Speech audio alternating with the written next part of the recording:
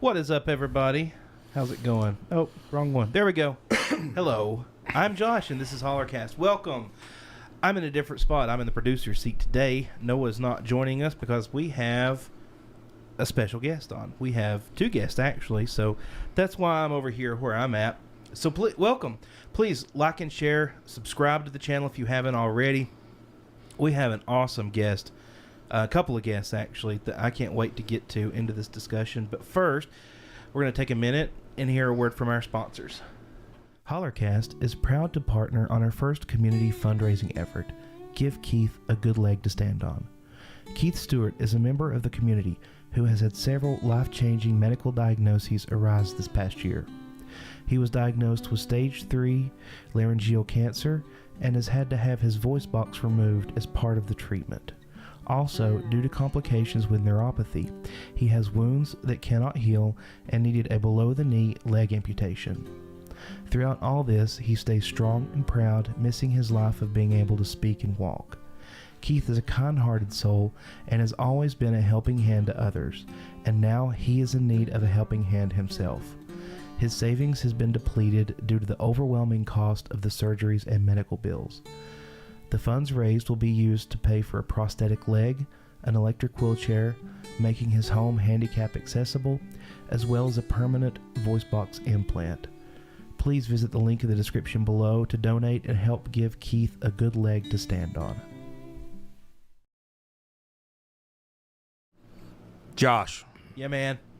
This is an awesome episode today. Yeah, I'm excited. First of all, we got Jimmy Henshaw joining us again. What's up?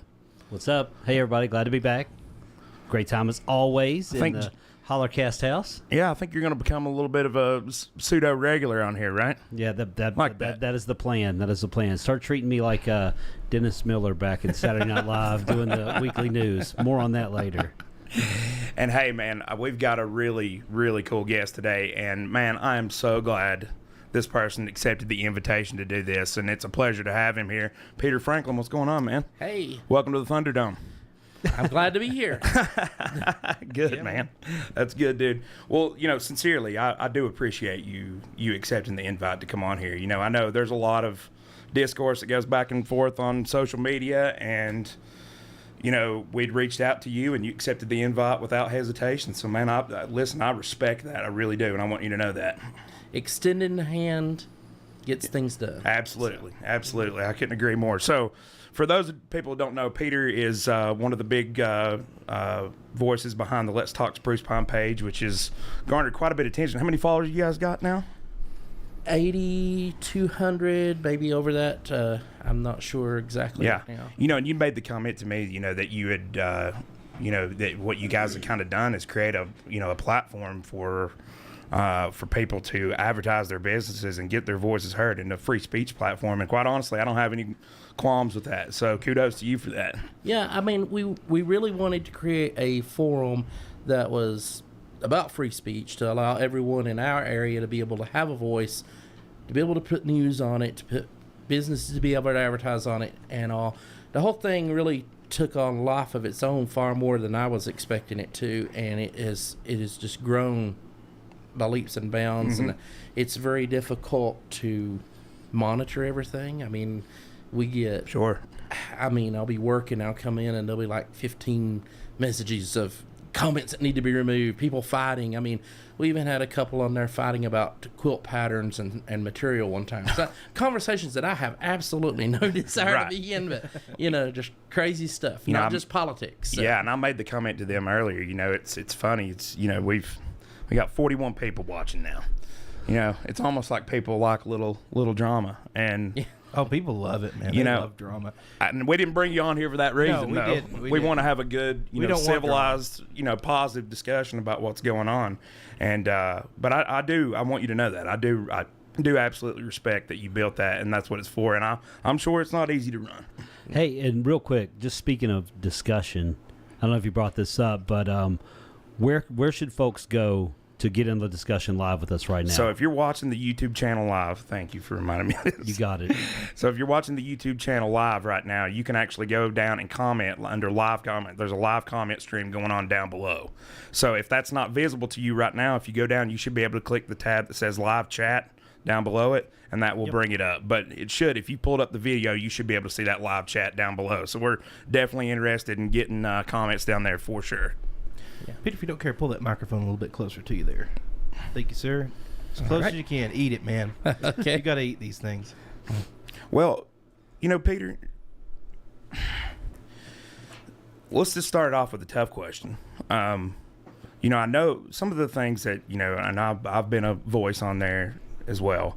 I think some people in the community perceive that this Let's Talk Spruce Pine, and like you said, I'm sure it's not easy to run it, but it feels like it devolves into a little bit of negativity from time to time. And I'm sure, part of that definitely comes along with just it being a social media platform. But what would you say to the people out there that say that this is a negative platform that is not something positive for our community?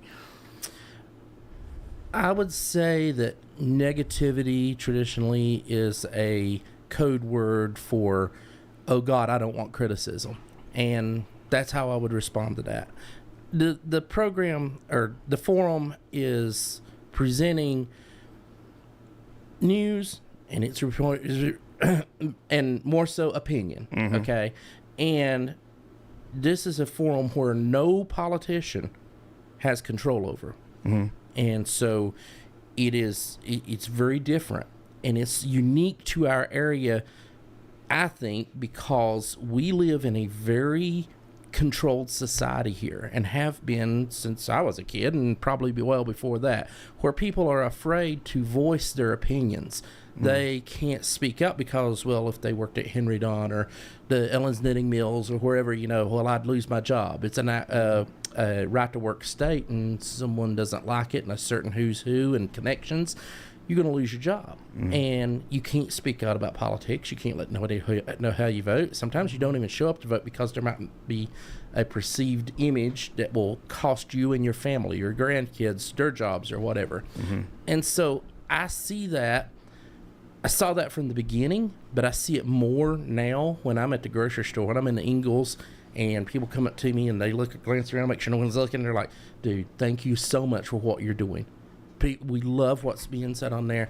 We can't say it. We can't even like a comment, but just know there's people that really feel this way, out here.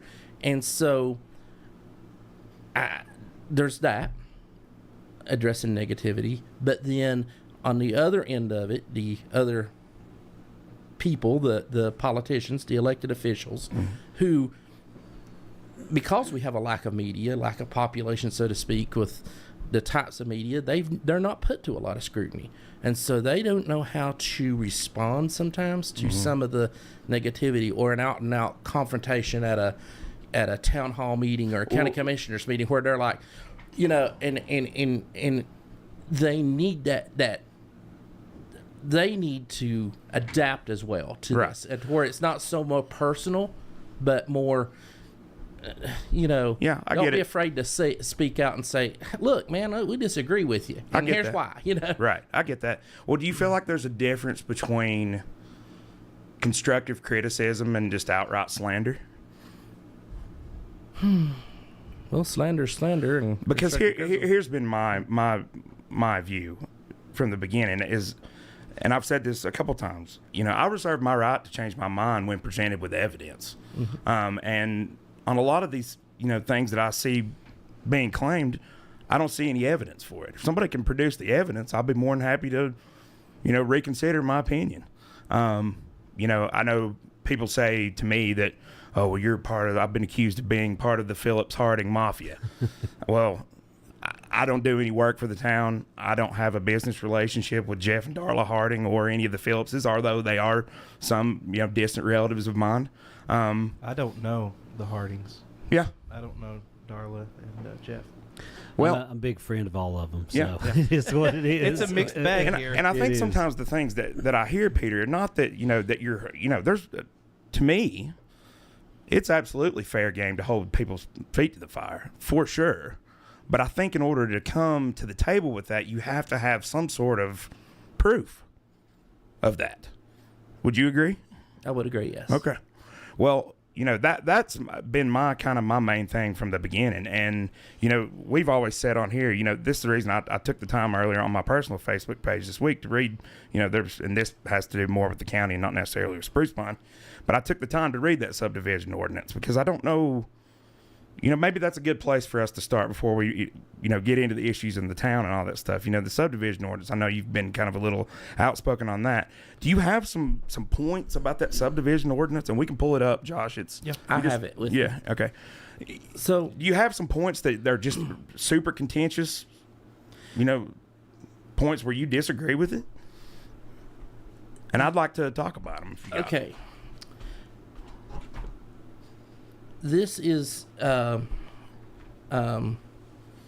officially the subdivision ordinance that the county has prepared, and as of lately, certain ones of us, myself included, refer to it as the Jeff Harding land rights confiscation ordinance. Well, and part of that reason is because he has been outspoken in owning it. Right. And so, I say let him own it. Right. But Peter, to be fair, it's been stated by the county manager and several times by elected officials. We had Vern on here that talked about this, that this ordinance came about as a result of, Tommy, the building inspector, and the fire marshal coming to them about certain issues with certain residences in the county. So I don't think that's fair. I mean, Jeff may have put his name on it, and he may have said that.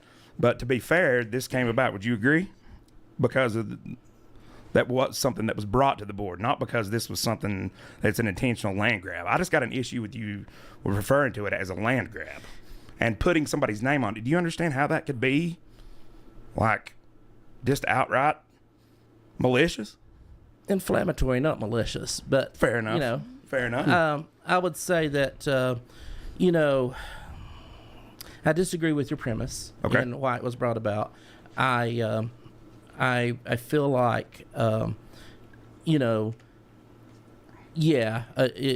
the whole argument. It's about safety. Oh my God, what if a child burns up in a house at the top of a shootout mountain and we can't get the truck to it? Which there's a problem with a house at the top of shootout mountain, and everything that's ever been done by a government act is everything that's ever been done by a government act in the name of safety results in rights being taken. Mm-hmm. All right. Now, there's absolutely no question on the subdivision ordinance that property rights are being taken away from you, me, anyone that owns property in Mitchell County, and it's an absolute property right. Fair enough. But to be fair, you could argue that any ordinance whatsoever is an invasion of your rights if you're a right. Let me jump in just a minute and address something in the chat. So, the Hardings have nothing to do with this podcast. I don't know the Hardings. This was started by Chase and I. They literally have nothing to do with it. They don't talk to us about what we want to say. So I'm seeing in the chat that, no, we have nothing to do with the Hardings. And on to your point, I understand where you're coming from, Peter. I do. At the same time, sometimes they result in rights being taken. Sometimes they don't. It really, that's a generalization that we can't really make because it depends on the specific language of the legislation being passed. I wouldn't say that it takes away rights in this. If it does, I would like for you to point out what rights it actually takes away. That's my thing. Like, what is it actually taking away from you? If you can point to that specifically, please, that would be great.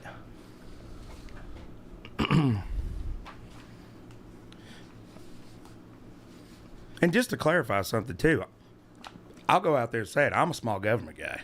Yeah, me too. I'm a small government guy. I think all of us in here are in agreement on that. Yeah, for sure. I think my angle at this would be, what is the role of government in smart and orderly growth, right? I believe that the role of government is to protect the capitalistic interest, to protect the free market capitalist interest. I believe fundamentally disagree with that. I think it is to protect the individual and their rights. It has nothing to do with any economic system.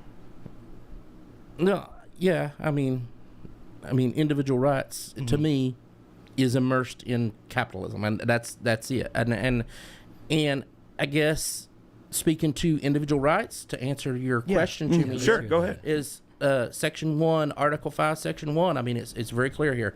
For the purposes of this ordinance, a subdivision shall mean any division of real estate into 6 or proposed 8 or more lots or parcels for the purpose of sale or building and development. So there's my first major issue with this whole thing. Because when you put the purpose of sale, okay, that includes you, me, everyone that has something for sale, and we divide our land up to do this, okay? Now, I gave an example to the commissioners at our meeting over there, and I laid it out like, say you have a 10-acre tract or whatever on Highway 226, and all the lots are side by side, and you say, I'm going to cut them things up into acres and sell them off. And you're not interested in building roads. You're not interested in building a subdivision, having a community, so to speak, or all that. You're just going to let them build their own driveway off 226 into their houses or whatever. And that's something we addressed with commissioners, and it's something that, should that person have to fall under on this onerous thing here? And I say, no, they shouldn't. When asked in front of the county commissioners, the county attorney verified that, yes, that person would fall under this based on this current definition. And so that's a problem. And it's not a big problem, though. That's just a verbiage thing, and that's a discussion. And the problem, I don't have a problem with that verbiage. And you and I talked back and forth briefly online about this. Right. When I read through it, there was a couple of things I had issue with, some verbiage things. There were language problems with the ordinance. But I do think, though, when you get into, if you're subdividing something up into 6 lots, even if I had 6 lots or 8, let's say it goes to 8, because I do know they're proposing to move it to 8, whatever. But let's say it's 6 or 8. If I have that many lots, now you're talking, on the average, 24 people at 6 lots that are now occupying an area. I tell you, from an infrastructure standpoint, I do see the value in making these people elevate the habitability of that environment from my vantage point. Now, that's just Jimmy's opinion. And I don't disagree so much so in that we already have most of these laws in place from the health department. That's right. From the building codes, water management, we have a lot of septic, all this that already in place. Yep. What I don't like is the creation of a new level of government, a creation of a new bureaucracy that costs money. Each step, money, money, money. And to the poor mountain folks like us, we cannot afford to just keep pouring in 6 inches of gravel on a road. I don't think that That's somebody ridiculous. who's got that much acreage to sell is a poor mountain folk. I think somebody who's got that much land has a lot of value. Now, whether they leverage that or take debt against that land to drive revenues, a different question. And back to your capitalistic rights piece, if I had 6 or 8 acres, I could monetize that in a lot of different ways. Or if I had 6 or 8 lots I could develop, if I chose to sell those off to monetize it, that's one thing. But I'm saying if someone's got that much land, they may or may not be economically disadvantaged. Yeah, and I would even point out that this isn't creating another layer of government or another government entity. This is just legislation. Right. That's all it is. And I would, as a builder myself, I don't know if I've ever done a road that don't have at least 6 inches of gravel, and then now they're proposing changing it to 4. Yeah. So it's hard to build a road with less than 4 inches of gravel. It's definitely hard for it to hold till the construction's done. Oh, absolutely. Depending on your soil, if you're building a road in some mushy dirt and all, you're going to put railroad ballast and everything else down before you do it. But on a good solid piece, are you going to need 6 inches of gravel? You're going to create quicksand. You're going to have 4-wheel drive to drive through 6 inches. Well, of gravel. what would you say to what would you say to this? So what I've heard is some of the intention of this. Part of it was thinking back on that debacle that was the Villages of Inland. I think this in a lot of ways, it's almost a response to that. And I'm sure you're familiar with that. I know I am. You're probably more so familiar with it than I am. That was a pure violation of almost everything in here, and it resulted in lots that were unbuildable, that were sold. Again, they probably didn't care because it was a straw borrowing scheme, is my understanding. But, like it's things like you can't divide lots up into like less than a half an acre in certain cases. Well, if you're in a rural community with no public sewer and water, you have to put a well and a septic tank on a half-acre lot with a home. And there's setback. People don't understand. You can't put your well right next to a septic tank. And you don't want your poop and your drinking water mixing. That's already law, though. Right. Well, it's not necessarily law. It's just that it can't. Gotcha. It can't feasibly happen. So let me ask you this. It can't feasibly happen. Right. Are you like opposed to any new law? That's kind of what I'm getting, the vibe. I mean, because I would be opposed to. I'm opposed to a lot of laws. I'll be honest. Sure. I am more libertarian in my views of life than most people. And Sure. I'm a right-wing conservative on most things, but I'm 100% freedom. But here's the thing. On this, let's address the Penland thing, because that has been a big thing that the commissioners themselves have said. We want to prevent another Penland from happening. Mm-hmm. This right here ain't going to prevent another Penland from happening. Of course. In fairness to you, Peter, and just a little backstory for those who don't know, Peter and I have been friends since we were like 3 years old. We've literally known each other our entire life. So Peter and I played together, went to school together, grew up together. We've been friends a very, very long time. And in fairness to Peter, and I said the issues I have were verbiage problems, and specifically the any land over or development. What verbiage would you propose to change that, or is there any verbiage you could propose to change that, or what's your thoughts on that? In fairness to you,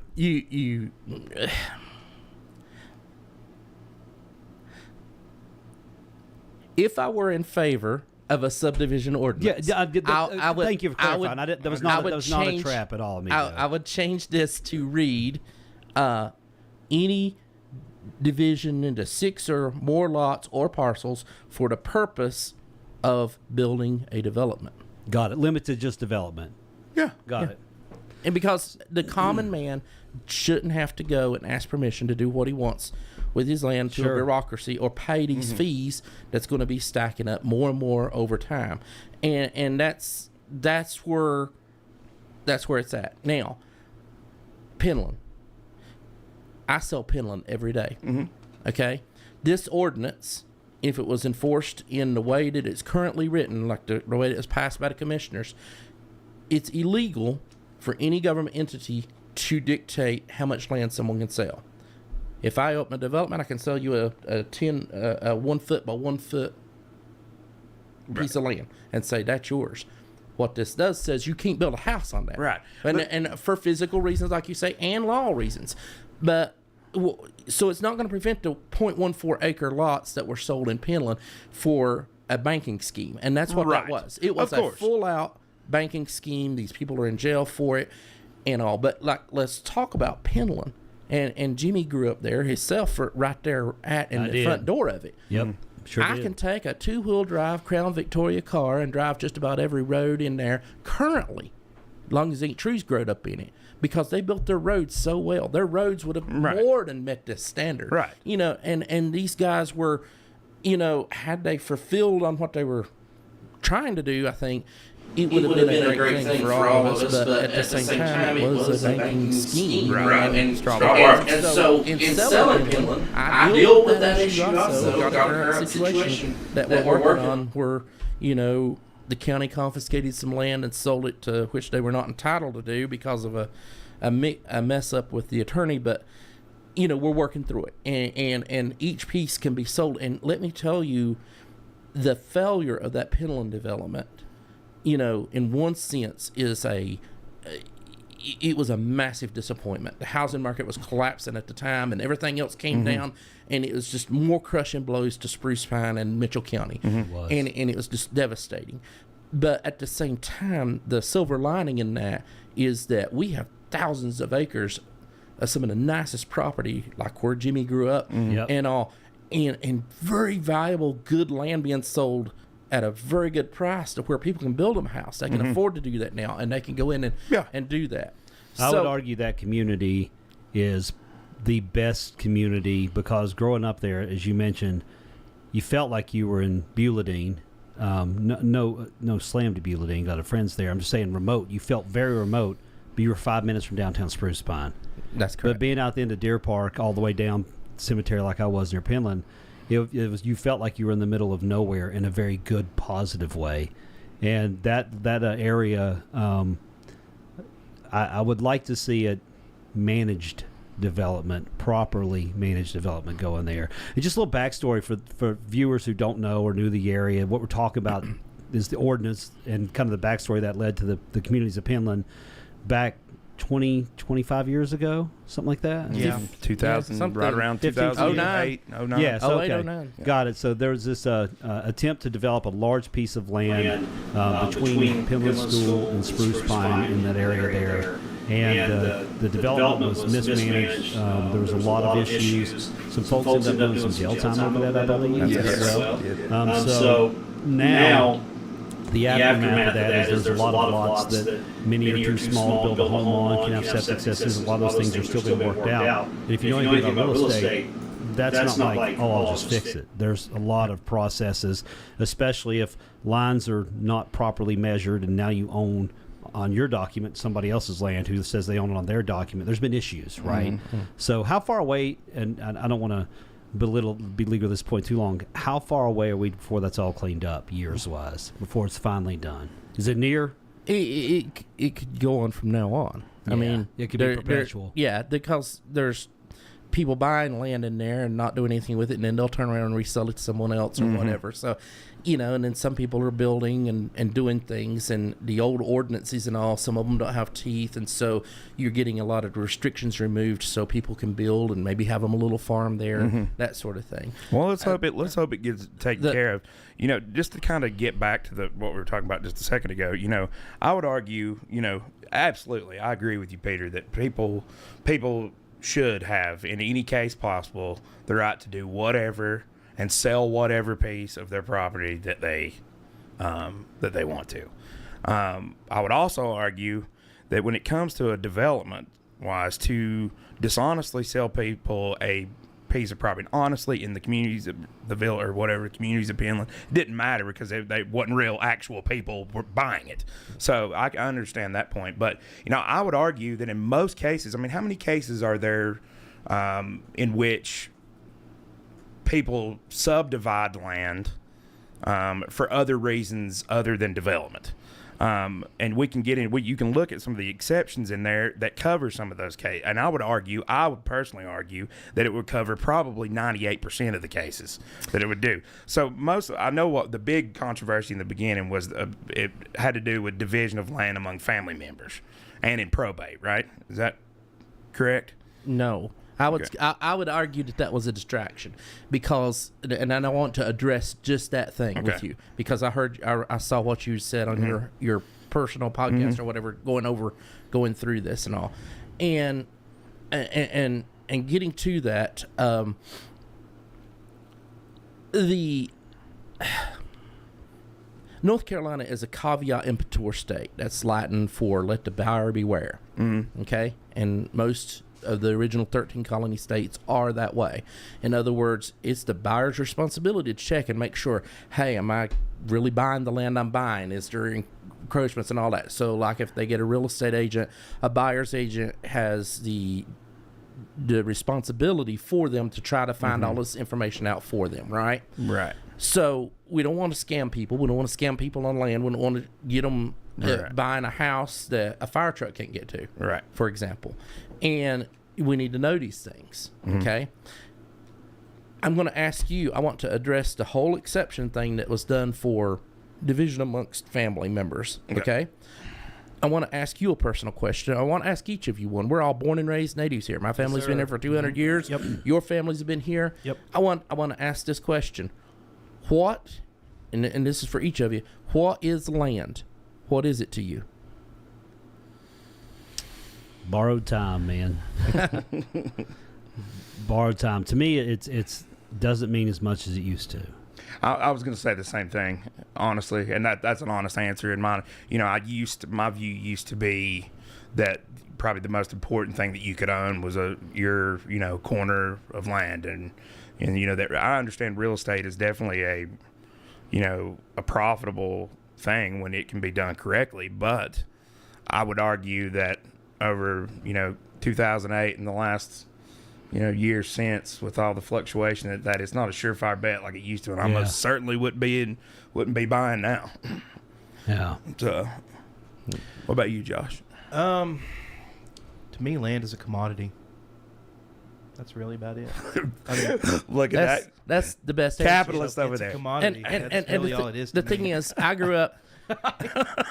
my family was vast landholders. My great grandfather was Woodcocks and the Eschuto area, Hoodah, Holler, all that lands up through there, going on top of Charlie Woody Mountain. All these lands were, you hear the stories. Oh man, he's a land mogul. He traded land. He did all this, And then we know our history with Thomas Jefferson making a deal with Napoleon Bonaparte for the Louisiana Purchase, and land is, it's our foundation. Our motto. I have a motto in our office that's the original quote from what the founding fathers based life, liberty, and pursuit of happiness. It was life, liberty, and property.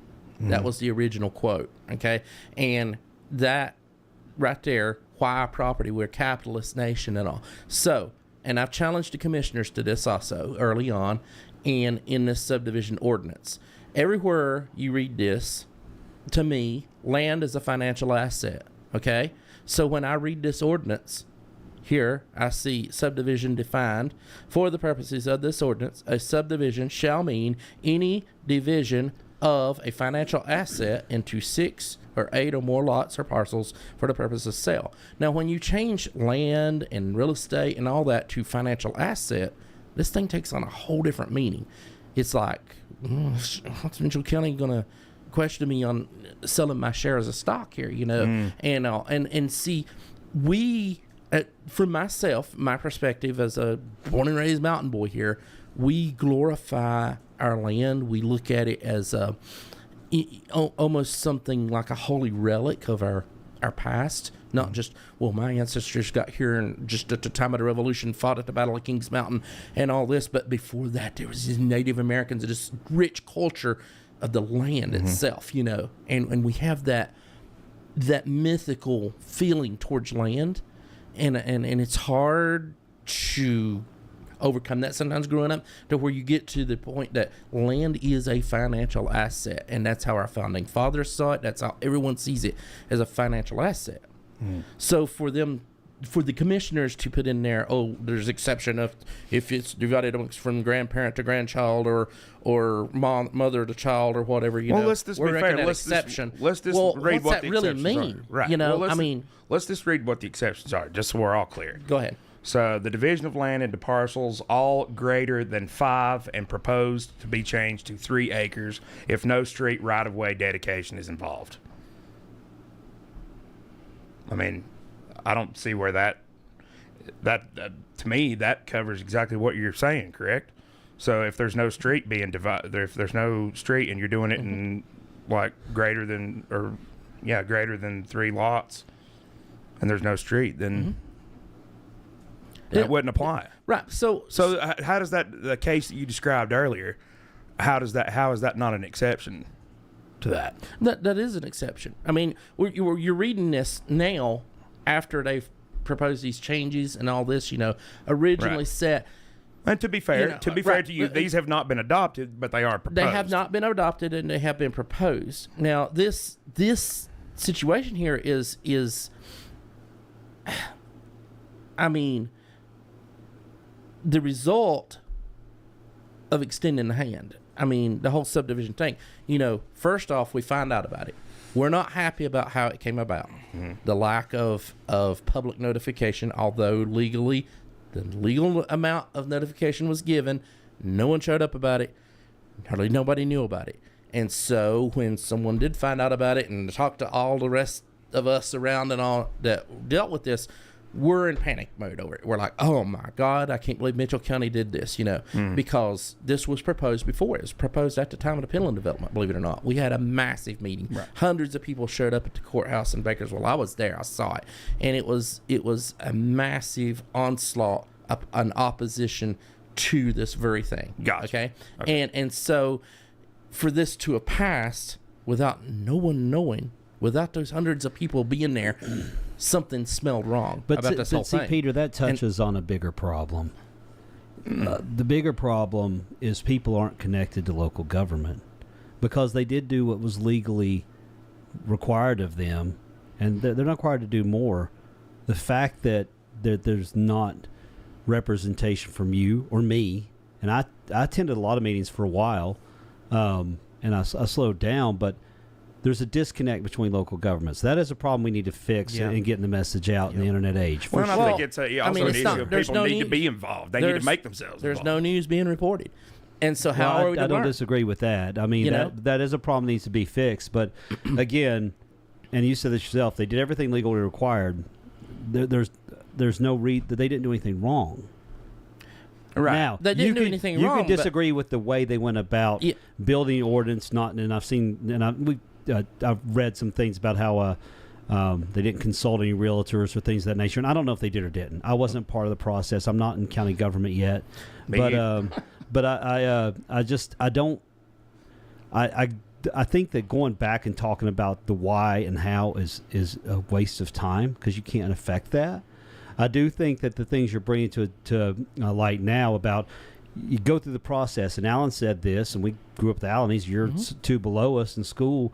That if you had issues, bring it to him. And to my knowledge, he's been very open to anything you have to say. And that's correct, and that's what's brought us about is an agreement, so to speak, on this, and we going back to the they followed the rule of notification. But did they follow best practice? I mean, these are guys sent to. Well, Peter, to be fair, man, to be fair, I've heard a lot of shit talked about people. A lot of accusations flying around that this was passed in the dead of night and all this other stuff. You can't go back and retroactively criticize people for something where they didn't do anything wrong. Again, you have to bring proof that something here is awry. You can't start to personally assassinate people's characters and their businesses over that. I'm not arguing that because I'm all up the Phillips and the Hardings, but I'm arguing that because I don't think that's the right thing to do, and I think it's disingenuous. I think it's disingenuous, and I think it's malicious. And I don't think those kind of things... I'm not doing that. I'm not going after businesses or anything even like let's that. just say you're not, but to be fair, the group that you're a part of and you claim to be a founder of, there's a lot of that on there, Peter. It's a forum for people to voice their opinions on, and so it's fine to just lie because it's an open forum. It's not fine to just lie, but and it's fine to attach people's names to things with ill intent directed behind it. Look, I'm all for fair criticism. You got fair points here. And it sounds to me like, just getting back to this for a second, sounds to me like your main point is that you just don't want an ordinance, which I can understand that. If you're a absolute, just don't have an ordinance, let it go. Property rights are property rights, period. You have everything to do. If that's your argument, then that's fine by me. But I would argue that the group that you're also getting back, and maybe we can pull it back to Spruce Pine a little bit with this, is that the group that you're a part of, Peter, seems to want the government to fix everything in Spruce Pine. And you're telling me that you don't like this because you don't like more government. So how does that jive together? I don't want government getting in the way. That's what I'm opposed to. And government has to do certain functions to get out of the way. And that's it. And when we get to Spruce Pine, and man, there are major issues there. But on this, we're talking about here, the Subdivision Ordinance. These commissioners Now, I sat and I watched one of your podcasts here where you had Vern Grindstaff on here. Mm-hmm. He's a good guy. Love Vern made a comment on your podcast though. He sat here, he made a comment, and it's not a unusual. Well, I mean, it's a very unusual comment, but it's not something I haven't heard because I heard it from 2 other commissioners too, talking to me in person. Vern sat here and he said, talking to Jimmy's point about the lack of involvement and knowledge of what's going on and all. Vern made a statement that said, you know. And it was concerning to Vern that he's in a meeting. He said, we have meetings at the county commissioners, and sometimes there's no one there. Mm-hmm. It's an empty seats everywhere. There's no one there. Sure. Well, and that's on all of us, right? For sure. Well, no, I mean, see, I find that very unusual because of this. I elected Vern and Harley Masters and even Jeff Harding, whom I've supported in the past, these people to represent me. I shouldn't have to be there in the audience. I got to trust these guys. I got to trust them for what they do. But I'm that's responsible for contradictory, them. though, Pete. But, and I love you, brother. But that's so contradictory that you trust what they do, but you hated their action, and you say that you didn't get any notice of it. But these are people that you know and trust. Why didn't they tell you? Why didn't you know sooner that this was going to be in place? If you trust and have some trust there. I guess that's part of the problem when you have these people you trust who were present in 2008 when this was before, and hundreds of people were there to protest, and then they go to pass something like this and no one shows up. Shouldn't they think in their mind, gosh darn, something must be amiss. People must not get informed about it. But I feel like each one of them, including Jeff Harding, was passing this in the best interest of the county. I feel like truly that they were doing this out of a sense of responsibility, because it screams responsibility, right? It's for the safety, and it's all that. But when to address a government issue, sometimes you got to be a firebrand. Sometimes you got to raise a little hell about it. These guys didn't tell me about this, and look what's going on. They're taking your land rights, and so you get the word out on what's going on. And sure enough, I go back to my original statement here. It is 100%. There's no way you can say that it's not taking away a right to pass this, because it does. Right, it might be for safety. It might be for good. I don't think anybody's arguing that. I don't think anybody's arguing that. But I feel like that is like a. Well, I would like. I mean, that's a non sequitur. What specific right is it taking away? It's taking away your right to divide your property or do a development if you want to do one on your own without government oversight. And so let me throw this out here, just real quick. Here's what I advise: we should probably make a collective podcast about specifically the ordinance, because it's obvious we could talk about this all night, but we got a lot more fun stuff or interesting things to talk about. I'm not saying we have to. Just I would advise we table this and move on to other things, because we can talk about this. And I think what we would need to do is have what I would advise is a structured, not necessarily debate, but a structured conversation about just this piece, because I think this is a valuable conversation. But we can fill up all night talking about it. Yeah. Well, let me say this though. Sure. But please, I'm not interrupting. And I'll try to segue it into another subject. But here's the thing with this ordinance. It's twofold here, and one of them is a question to you. Okay. Unlike, and this is going to be another firebrand statement I'm going to make here. Okay. Unlike you're famous for those. That's what we're here for. Unlike the Spruce Pine Town Council, whom myself and others have absolutely went after to their face in the open or on a forum. Unlike those guys, when we started raising hell about this, you know what the Mitchell County Commissioners did? They extended the hand. They sent the county manager, whoa, dude, y'all are pitching a fit about this. Let's come to the table.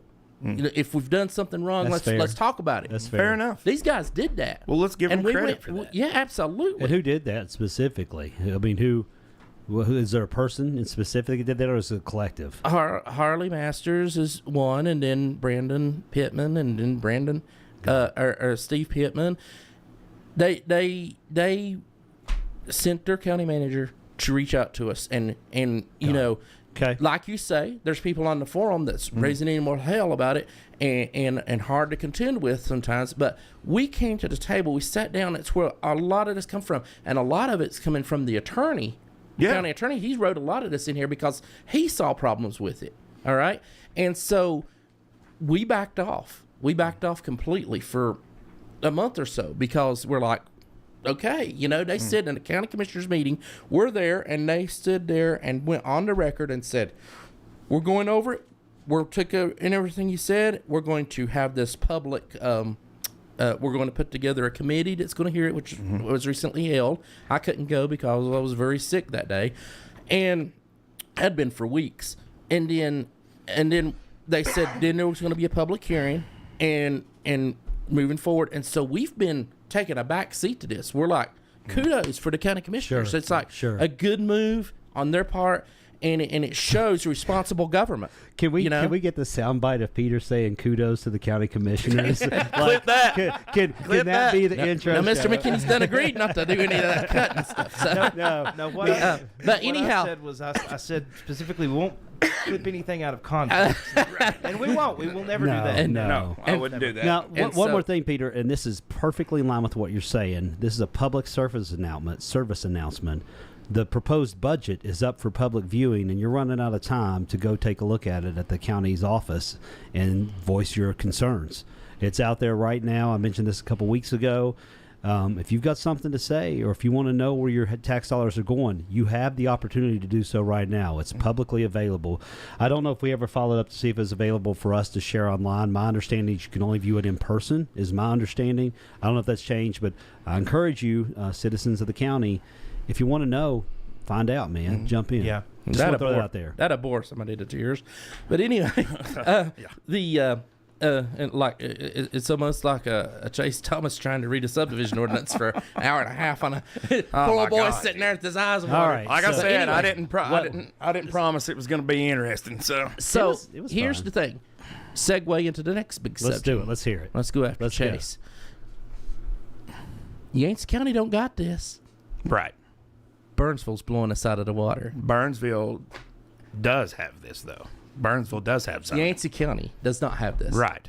But I would argue, Peter, I don't know how, everybody can go on my Facebook page and look at those numbers. When broken down by land area and population, which I've been told is somehow not a correct calculation, which I can't see the logic behind that because I don't know how exactly you argue that point. But that's simply just not the case. And that's with the current available data in 2021. All right. So I want to address that. You went into detail on it. Let me Sure. address that with you. Fair enough. Yancey It's the first time I've heard somebody bring me some facts. I've asked for it. That's great. Thank you. Yeah. Thank you. I'm a real estate man. Yes. I like data. I like numbers and Gotcha. facts. So I keep up. I keep. I don't know if you've seen this before. I do. This is a quarterly report. I put it on Let's Talk Spruce Pine and all, and it goes through all the real estate data of Mitchell County. Mm-hmm. It's a crap load of information that I have to bust my tail to get because Sure. there's no data source, one source where you can get this. I have to really extract this from hands-on work. It takes a lot of work to But you do source it, right? Yeah. Do what? You do source it, though, correct? No, sir. I do it myself. Okay. And so, So there's no source, though, where you don't source where you took the information from. Register Deeds Office, and then this is a common problem in Mitchell County and other surrounding mountain counties, not just us. When you sell a piece of land, so you sell your house, and that sale, your deed booking page transfers to a new deed booking page and goes to a new person. Yes. And that person goes to the tax office with the deed. Tax office stamps it, and then they take and register deed to the Register Deeds Office, right? In larger counties, in most areas, when that deed is stamped at the tax office, it automatically changes into GIS. So Right. when you're looking at the GIS, It's not the you case. can see. Yeah. In Mitchell County, it's 1 year out. Okay? Yeah. So the only way to get accurate data is to go hands-on, day by day, through the Register of Deeds Office for every deed that's filed in Mitchell County. And so it's a lot of painstaking work to do this. Fair enough. But I also contact the building inspections office and I get all the building data. And more specifically what I'm interested in is COs. I don't really care so much about building permits pulled because may or may not build, you know. But I want to know what's been finished, right? And so after your statement, I was like, oh, wait a minute, you know, let's talk about that. So let me give you the real estate data first. Okay. In Yancey County, there was 472 sales in 2022. In Mitchell County, there was 296 sales. Okay, so that's a pretty big difference there. You know, 68%, and it's very telling between the two counties as what's going on. Okay, but then in Yancey County, there was 20 commercial COs for commercial buildings. COs pool, COs file given. Yeah. And then in Mitchell County, there was 3. And for everybody who doesn't know, a CO is a certificate of occupancy That's that allows correct. people to move in and use the building. Right. New construction COs. Okay. In Yancey County for 2022, there was 85 for residential COs. Okay. In Mitchell County, 43. Yancey County has 5 banks. Mitchell County has 1. And there's 3 golf courses in Yancey County. We have 1. And they have 2 high-end developments. We have 0. Well, to be fair, the golf courses, there's a big difference between public and private. So I wouldn't count private golf courses because they're not public amenities. Now, they are amenities to draw a certain caliber of, or type of human being who likes golf or whatever, but they're not publicly available as a county amenity. However, it can draw folks to an area for sure. That's correct. Yep. And so just putting it in balance there, and then in the Spruce Pine comprehensive land use plan that there's kind of controversial right now that they're I was working at the on meeting passing. tonight, actually. Yeah.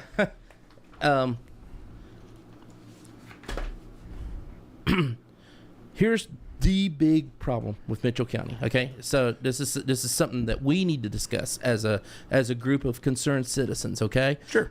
there is one rule in real estate for commercial real estate. Whether you want to bring in industry or you want to bring in new stores or whatever, retail and industry follow rooftops. Okay, that's a fact of life. Retail and industry follow rooftops. Meaning they follow residential housing. Right. They want to Because they're looking see at labor base. They base labor base on that and whatever revenue stream, captive opportunity. right, and so we have negative rooftop growth in Mitchell County. That's a bad thing. We have negative population growth, which results in negative rooftop growth. You know, this is crazy here. You This know- Mitchell County housing statistics, 2011 to 21. In 2011, we had 8,673 total housing units, and in 2021, we have 8,663. We decreased in housing units. You know, if we had So- some wider roads that were fire truck accessible, we might build more houses. I'm being facetious, of course, but I'm just saying. And Spruce Pines is following the same thing. The city of Spruce Pine has 1,299 housing units in 2011, and in 2021 they now have 1,174 total housing units. That is a major issue. That's a problem. Your butt needs to be out there building more. My butt needs to be selling buildings that you're building. Right. And we need to be bringing. When I can show you in my real estate statistics is the homes I sell are recycled homes. Sure. Local people account for maybe 2 to 4% of all real estate sales. Right. Everybody else is not from here, but guess Yeah, what? I know that. Everybody selling is not from here either. So we're recycling their homes. We've got a steady rotation of people rotating through, which is good Right. for my business, you know. Right. But at the same time, we don't have new construction. There's no housing development Okay, going so on or anything. so that's the problem. How do we solve for that? What's the solution for that? Part of the solution is a controversial subject that a lot of people on even Let's Talk Spruce Pine are opposed to. You know, Enforced zoning? hell no.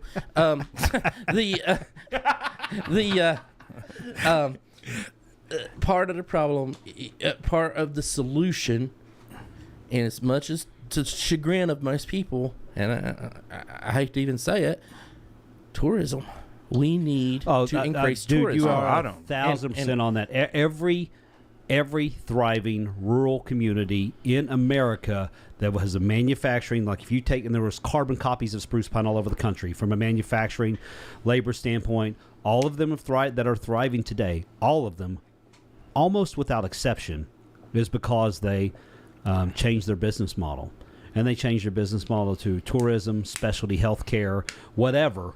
But they changed their business model. Tourism, I'm 1,000% agreement, needs to be a big piece of the pie. Right. And Chase, you got something to say about that? Well, yes, I absolutely do. I could not agree more. I absolutely could not agree more. And there has been, for as long as I know, every one of us have lived here, there has been a back and forth on how we accomplish this.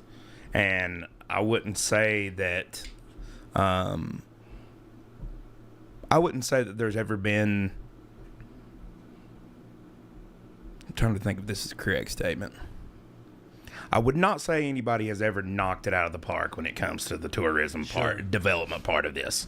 And Agreed. I know many well-intentioned and well-meaning folks have tried and have really put in some serious work to that. And I don't know that it's ever been done correctly. And I think that's largely because it's a hard problem. Oh, it is. It is. Or, it's How do you, when you're surrounded by towns that are vying for the same people that you're vying for, that's in a competitive market. And how do you separate yourself apart? And that's the reason I love getting your input on a lot of this, Jimmy. I love this stuff, about the Alien Festival. I'm a You coming marketing up with guy, that? man. Yeah.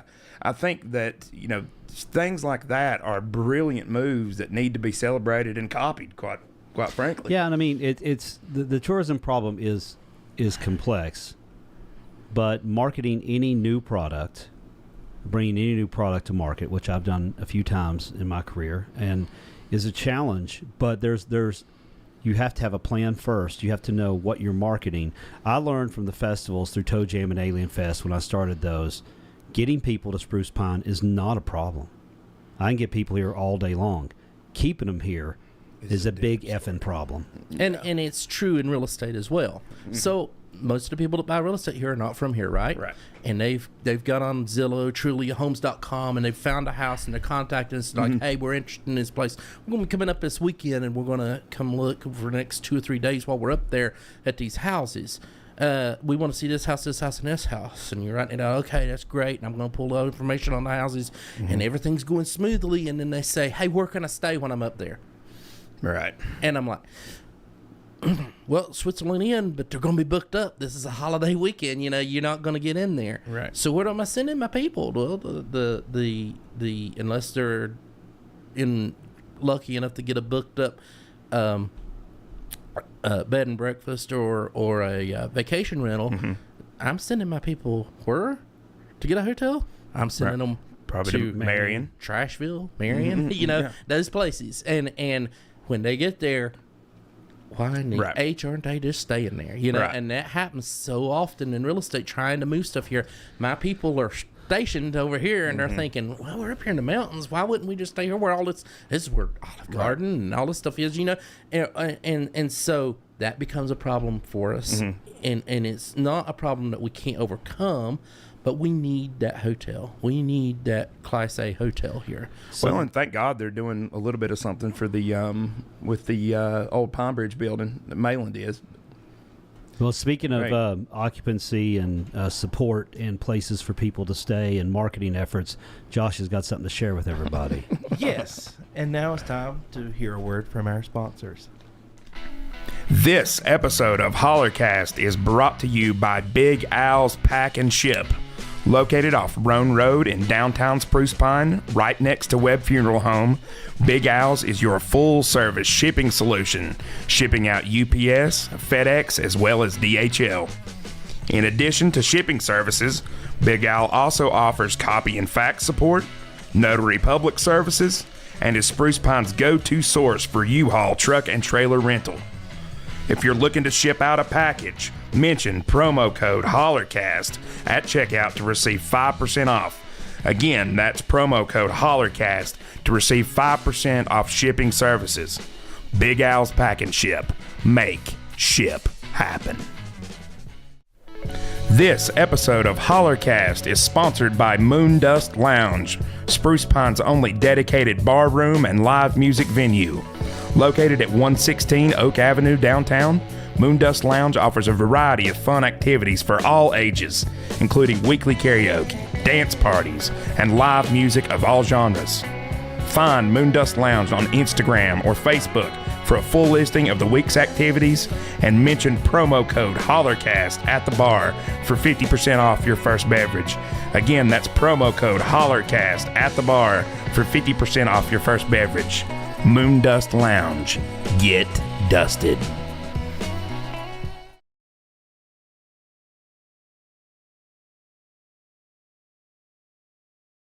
Welcome back. Welcome back, everybody. Give me just 1 second. There is a audio issue with the room camera. I'm gonna fix it real quick. So we were talking about the tourism piece of this, and I quite frankly, I think you're correct. Hopefully, we'll talk about the hotels. Hopefully, I think it's. I'll give you one. I do think it's kind of sad that Malin was the one that had to take that initiative with the hotel to open that back up. I'm glad that they did, and I'm glad they're trying to develop that. I grew up in that building. My mom and dad had the Pine Bridge Inn in there forever. I literally lived in the bottom part of that Pine Bridge building up there. Everybody in the chat, sorry to interrupt you, Chase. No, you're everybody good. in the chat, let me know if that fixed the audio issue. Okay. That But should have done it. I'm glad that they are doing something with it, and hopefully that'll be a piece, albeit probably a small piece, to what we need. I'm curious to your thought. I just want to ask you a professional question, quite honestly, because I'm curious as to your thoughts on this. What do you think about the Airbnb controversy? I know there's been a lot of discussion, not just in this community for sure, but nationwide, about the Airbnbs and the VRBOs and the things like that all of these houses are being bought up and turned into that. Well, I'm curious as to your thoughts on all that. And that's not a attack question. I'm genuinely curious as to your thoughts on it.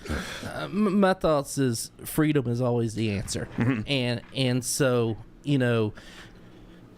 I don't see it as a problem. I see my typical customer is 6 years from retiring, and they are coming up from Charlotte, Charleston, somewhere, and they're looking for this mountain home that they can put on VRBO and let it make some money so that they can get here and retire and be here permanently and in the It's like a revenue stream as well as a slight revenue stream. Right. Now, some people, there's tactics to this. Right. Some people put it in the hands of a property manager and they book every day, and there's never going to be anybody staying at home. Right. Because everything they do to it's tax deductible if it's a vacation rental. Gotcha. So I don't see the problem here like other places have. And in fact, I don't. It could be a problem in a housing development. It could be a problem in a community. Say, if Swiss Pine Lake allowed vacation rentals, Jimmy wouldn't be able to take his little morning walks down there and take awesome pictures because there'd be a bunch of tourists down there beating the water dry. They went till my dog showed up. But yes, you're right. But you're not wrong, and that is a discussion of our community right now because we don't want it in the community. Right. And I'm speaking not for or against, just voicing the community at large. Their opinion is they don't want that in there. Now, I would not mind to see some. This is just Jimmy's voice. This is not anyone else's voice. I wouldn't mind seeing some condos and apartments around nearby, not necessarily in our community, because we need more folks. You presented a really big problem, Peter, and that really concerned me. Your number one customer is 6 years away from retirement. That ain't people raising families to build more rooftops here. It's not. That's people that's going to die, pass on, move on, not be here long, move on. They might be here 6 years, retire, be here 6 years, then move on to assisted living or something. That's correct. So we're building a cycle, and tourism trade is not enough to build security for young families. If we want rooftops, we got to find a way to get families to be able to afford to remain here. Yeah. What we want, and what we need. And I get chastised. I think you yourself, Jimmy, have chastised me on this comment of return Spruce Pine to its former glory. A lot of people say it's impossible. A lot of people say, "Well, you're stuck in the past. We got to think differently. Progress." My thing is this: what we need is Brad Reagan. We need that man. No, we agree on that. Me and my dad discussed this very thing. Actually, here's a man that brings industry. Here's a man that brings his friends, his banking friends. Here's a man that brings his other men of industry with money and means to do stuff. Why not move your company here to Spruce Pine, North Carolina? Well, people are trying. They are, and that's a good thing. I want to say I'm one this. of them. I've been trying to put together a manufacturing facility here for a few years now, and it's a challenge from an unemployable workforce standpoint. You see, I disagree with that, and that's something I've disagreed with the politicians locally on, and I don't disagree. Both state, federal, and local politicians. I think they're wrong. People Well, I will say tell you, there's no way. Alltech, Baxter's, Buck Stove, PRC, BRP all say that's the truth. Mm-hmm. So it's not. They say they're having politicians. a problem getting a workforce, labor force, right? Yeah. Everybody's talking about it. Everybody has a problem getting labor, right down to Chase needing somebody to work a construction job. Yeah. You Whitson. can't get nobody to work. Okay, that part's true. But what I want to say is this: we have a labor force. We have a strong labor force. And if you want to see that labor force, get up at 5 a.m. and go down there to the intersection at 19E and 221 and watch that row of traffic, that caravan of exodus from Mitchell County of people going to Johnson City, people going to Asheville, people going wherever to get their jobs. I'm up at 4 a.m. and I'm at the intersection of Burleson Hill and heading out to the gym and sitting there at the gym looking out the window from 4 to 5 every day, and I see the people going to the prison. I see people going there. I see people going out of the county. I see a lot of traffic going out of the county. And it's people, I think they're passing through. They're working at Volvo. They're working at... Yeah, Volvo's hiring people. We got people in my community from Volvo. You know, you've got Pratt and Baxter's. Whitney's going to bring in 800 Sure. jobs To be in fair, Asheville. you've got Baxter's. That's always a big draw. I think these are problems, But when you look back on it, in my view, and getting back to what you were talking about, and it's so funny you hit on that because this is exactly the conversation that my dad and I had. You want to return Spruce Pine to its former glory, and Brad Reagan was a huge part of that. And absolutely, I do not disagree with you on that at all. But I think where we start to go off the rails, and yes, of course, we need to bring industry back here. We had a mass exodus of that was nothing to do with what anybody did here locally. It all happened because of the national level with NAFTA and CAFTA. Mm-hmm. These furniture plants that were here for years and years and years were all gone in a matter. It felt like it went like that. Yeah, that's crazy. And I lived through that as a kid. I watched it affect my friends. I did, but I think where we go off the rails here. And this is kind of something that I wanted to discuss with you is what is the role of government in that, though? Okay, we turn to government, we turn to the town, we turn to the county.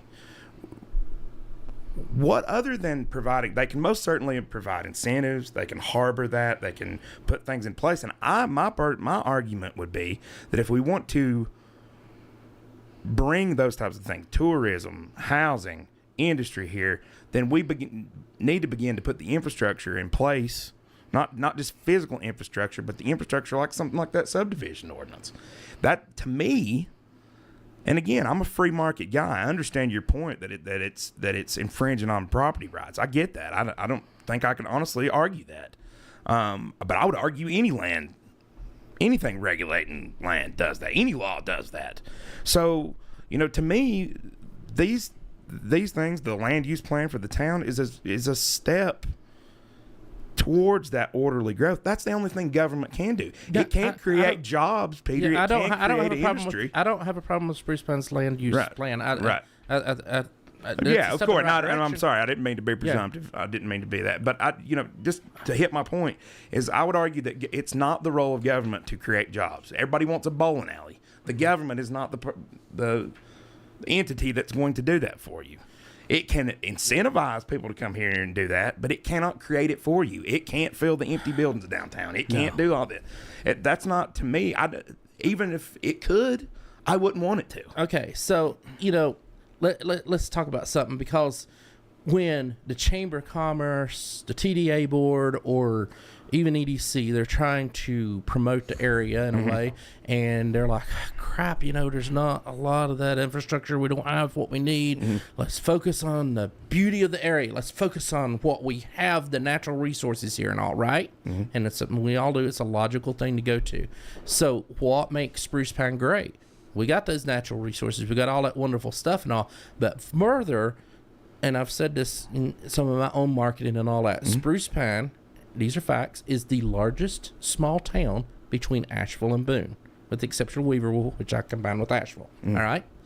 So it's the largest place. 4-lane highway dumps out right in Spruce Pine right now. Soon, hopefully one day, they'll get back on track, and that's going to be a 4-lane road connecting Asheville to Boone. Right. Okay? We are sitting right in the middle of the potential for growth, the potential to move in a positive direction for our town. Okay? Agreed. Now, everybody wants to make comparisons. So, Spruce Pine's a lot like Silva. They got an upper street and a lower street. And Silva's booming now. It's doing this, that, and the other. Or Spruce Pine's a lot like this and that.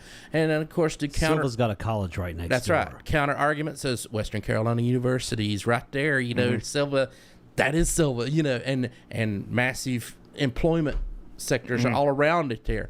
And so there's not a lot of towns to compare Spruce Pine to except for West Jefferson. West Jefferson is exactly about the same amount of distance from a university that Spruce Pine is. West Jefferson, unlike Spruce Pine, is on a dadgum side road to nowhere. and so you got to go there. It's a destination place. Yeah. Yet they got hotels, they got restaurants, they're revitalizing their downtown. Things is happening there. How much easier could Spruce Pine do that than West Jefferson? And that's my point. We have that potential. But I have there's several factors. Like the number one thing, tourism. We're gonna go here. We talk about bringing industry, getting another Brad Raggin in here. Remember my rule. The rule, it ain't my rule. It's the rule of rules. Industry and retail follows rooftops. So we got to get them rooftops going, right? We need the rooftops, all right? Another aspect of that is Tier 1 versus Tier 2 county versus Tier 3, okay? I personally sat in a meeting about 8 to 10 years ago somewhere. We were all meeting, all the politicians there, Ralph Heiss, all your local government people there and all, and there was a crisis situation going on.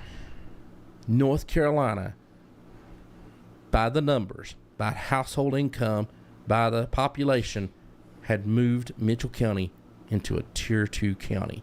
Oh my goodness. It was mass panic. Because and what does that mean? Okay, so the Tier 1 counties is the poorest counties in the state. Tier 2 is industrious counties moving forward, and then Tier 3 would be like Mecklenburg County or Wake County and just booming, Buncombe County. Right. And things really happening and lots of jobs and growth. But there was mass panic. We had moved from Tier 1 to Tier 2. And what that did at this meeting, our politicians were all there, and the concern was the handout. Oh my goodness, we're not going to get this state funding for this program. We're going to miss out on this grant, and we're going to miss out on that grant. And we use this grant to fund this position over here, and we use this to do this, and this, and it's going to hurt us. It's going to break us. So we got to get back to Tier 1. And it was a mass movement. We got to get the state to recognize us as Tier 1, not Tier 2. That was a long time ago. All right, now we're still Tier 1. At a meeting this past summer in Marion, we're members of the McDowell Board of Realtors, so we go to the meetings once a month down there. And the county manager from McDowell County and the town manager for the town of Marion was there to address the realtors. And the town manager gets up and he gives a speech, and he says, this past year, ladies and gentlemen, we moved to a Tier 2 county. This is the most exciting thing that's ever happened to us as a town. As you can see, where growth is growing. We've got this industry, that industry, people's coming here, people's moving here, and this is exciting times. It's going to increase our tax base. It's going to do this, build up, total different attitude in politicians from ours. Now, I understand what our guys are saying. Don't get me wrong. I understand where we're at and why we need that. But at the same time, when do we step across that precipice? When do we become more like Marion? Right. When do we stop this negative rooftop growth? And know, it's crazy. And so, but to be fair, I mean, there's also I think, what was it that I can't forget who told us this. I think it's like $70 million worth of new development that's related to grants and stuff that have been received for the town. You know, they're revitalizing the parks, putting a splash pad down there at Riverside. You got the fitness facility going in at Googe. You got the new school being built. I wonder how much, and I don't know this is just an honest question, I wonder how much of that had to do with still being in that Tier 1 status and what the difference is. Do you have any, can you speak to what the difference is? What would be the difference between being a Tier 1 versus a Tier 2 in terms of the funding that the state gives you? Is it just prioritization or? One of our local politicians would be better able to answer that. Yeah, I mean, maybe you can look that up, Josh. So real quick, just a couple things here to talk about the tiers. Remember, you know, McDowell County's still got its share of problems. They're on the top 10 list for the food insecurity in the entire state of North Carolina. Mitchell County used to be, and we're not anymore. Yeah. Shout out to neighbors feeding neighbors. I attribute a lot to that. Yep. Yeah, Shepherd staff, all of them, right? It's a community effort. So that's a problem that has been solved. The rooftop thing, the problem with the rooftops, Peter, is it's got to happen at the same time. People aren't going to move to a town where there's not enough amenities to draw them here. Exactly. And businesses aren't going to come to a place where there's no rooftops for them to generate revenue off of. And everything in my line of work is all about a return on investment. ROIs literally rules everything. And value prop helps. We've got a lot of value proposition here. We've got beautiful mountains, but we're such a gateway to, man, Roll Mountain, well, it's over there. Table Rock, well, it's over there. The Parkway, well, yeah, it's up there. But the downtown itself, this is one thing I do agree on. I don't necessarily want to return to where we were when we grew up, even though we had it made, and it was a booming metropolis. But the good old boy politics system was far more in effect then than it is now, like way more. We had people being drugged to death out 7 Mile Ridge, and we had people being shot out Alta Pass. We had a lot of heinous things happen during those times that, I mean, I know from my background, I know you know too, how I know all these things, but it was a violent place. It was a rough place. The downtown was booming, but out in the hollers, there was still a lot of good old boy politics going on. Now, what I would like to see is Spruce Pine be a new iteration of that entrepreneurial spirit. And I think that's what you're talking about with Brad Reagan coming up here. And he did have a lot of heavy influence. What I'd like to see is entrepreneurial spirit. What I see a lot of time on social media is people saying the town doesn't want anything here. They keep people out. That's not true. That's just not true. What is true is that if you want something, you have to create it. Just like you've created your business, just like I've created mine. It's just what you do, you have to go out and do something. We're not going to have anyone come up and save us. Like, I could open up a franchise X whatever, Chipotle or Burger King, which would be arguable here, but whatever. I could open an XYZ franchisee tomorrow. But that doesn't mean it's going to be successful, because what I would do first, if I was going to open up any franchise, would say, what's the demographics? What's the traffic flow?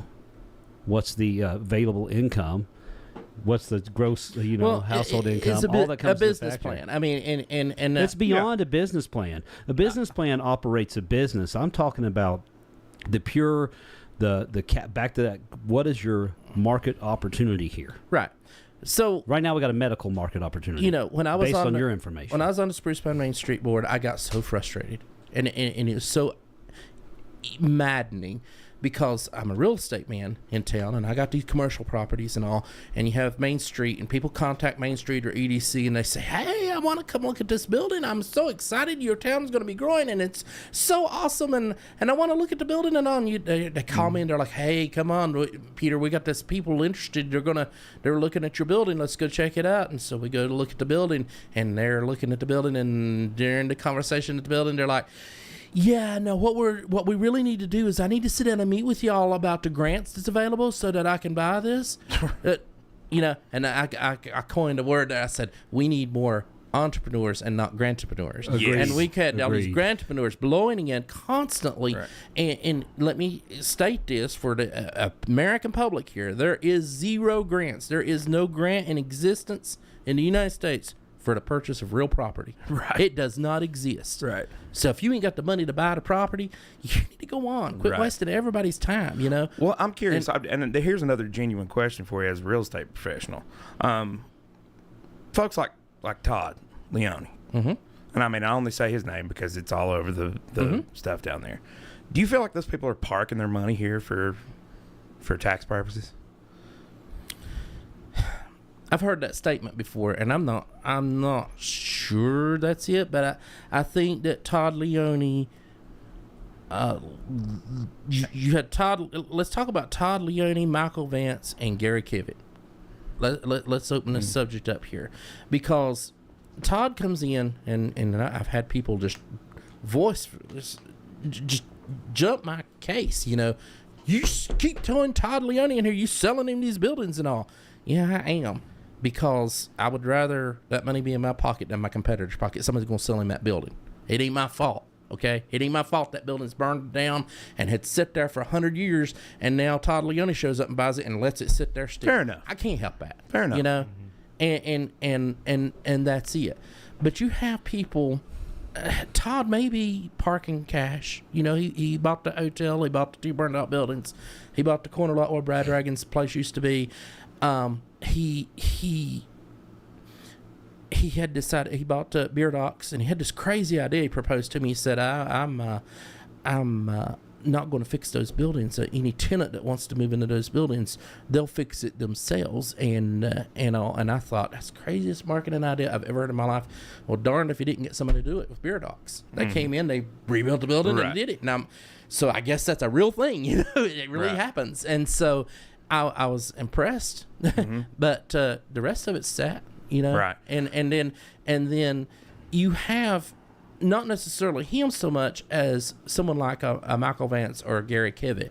Gary approached, and this is where we talk about the town government and where they come into the play on all of this. You know, Gary approached the town council on a development he's wanting to do inside, adjoining the city limits here, about getting water and sewer coming up to it. A nice chunk of property that could bring in housing, bring in those rooftops, put you to work, building stuff, whatever.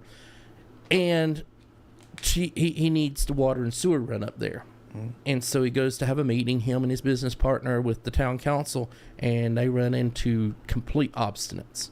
You know, deer in the headlight looks, not interested. That ain't going to cut it if we're going to make things change. Right. The town of Spruce Pine needs to be all over something ultimately, like that. that's just hearsay. I mean, I don't know what all factors played into that. I don't know. Yeah, I need more information. I'd need more information to make to make a judgment on that. I know that there's a lot of complexities with the water and sewer systems in the town, and that is constantly a area of concern. And I think there's a lot of good, well-intentioned people working that problem. I've always been told it's better than Burnsville, it's better than Breakersville, and we're happening, you know, and so it's not a contest, though, man. We got to stop. I know. I don't like doing that either. Yeah, it's like Burnsville's so far ahead of us. Who cares? We've got our community and our problems. We live here. And if you constantly compare yourself, I love competition. I'm going to tell you, if I want to get better at basketball, I'd play Michael Jordan. If I want to get better at tennis, I'd play John McEnroe. I know I'm dating myself. I know there's more famous recent people, but I'm old, all right? Yeah. So whatever. But anyway, it is what it is. But I'm just saying that the competition I get, but I don't like this. They're doing better than us because they're not us. And that goes back to the core of the problem. We're looking outside and saying, look at that. Look at what they're getting. Look at what we don't have. We need to be looking inside and what can we do? You know, like right now, if I was to open up 3 businesses downtown, what would they be? What's needed downtown? 3 businesses right now off the top of your head. 3 businesses in downtown. We need a successful business would be a convenience store of sorts. Somebody sell candy bars, 1,000% agree. Pepsi, candy bars, stuff like that. That'll be open in 4 months. There you go. So that's an option. That's coming. And then a bakery. I agree. Also, a big jump for downtown Spruce Pine, and a mainstream clothing store. not a rag shaking, but a mainstream. Yeah, like an Old Navy, a Gap, something, some brand thing. Well, no, I'm not just throwing necessarily a another brand, but somebody who how carries Welbers brand and names. McCall's carry brand names, right? A Welbers replacement. Right, and so you have that, So what if Grassy Creek Clothing moved down to town Spruce Pine? that would be an awesome thing. What if Cato's moved back down to Johnson Spruce Pine? Cato's is a North Carolina company. I think with the right kind of politicians, the right kind of pressure from our city government, and maybe Ralph Heiss, and maybe our hopefully soon to be Governor Robinson, I think that the pressure applied to the Cato's. Hey, And so we're is trying to Shoe Show, revitalize actually. these things. Shoe Show's actually That's North right. Carolina. Is it really? That's right. Yep. So, get them to come back. But then what do? We're running in direct Yeah, competition Food Line's with a North Carolina Grassy Creek, company, and you Food know? Line left. I know. Yeah, Food Line left. yeah, but I mean, I would even say Food Line's no longer a North Carolina company, by the way. They're owned by A-Hold. They're owned by a foreign entity, just so everybody knows. Oh, really? They're still a great company. It's just the demographics weren't here. Walmart largely was the competitor. I wish Food City I think would Food cross Line would the have been state here. line. But remember that they Clorox some beef too, and that kind of hurt them across the board. A bunch I of them remember shut that, down. but yeah, don't doubt that they did. They Remember there. the meat thing? I don't. It was remember a whole thing for Food Line Corporation across the state. It was on the news. They busted them for somehow they were losing chlorine or Clorox on their meat to make sure it didn't rot, and then washing it and cleaning it. my God. It was something crazy. I don't think they did it here, but bunches of the food lines shut down. That's what really that was their major stumbling block as a corporation. But Yeah, they've come together now. I mean, they're running strong now. They're actually one of my favorites to go. I wish we still had them, but I do wish we had other options. I do love the Ingles brand. I don't want to get on different brands, but back to what you're saying is a bakery and a convenience store. A bakery would be awesome. it would. And to your point about putting pressure on businesses to move, like Cato's or whatever, I would argue that instead of putting pressure on them, we should incentivize them, because well, that's what I mean. Okay, I'm not saying pressure them into something. No. Well, and that's good. I wanted to clarify that, because Right. you can't, putting pressure on a business from a sorry. government putting pressure on a business is Right. antithetical to being Right, yeah. libertarian. Yeah, exactly.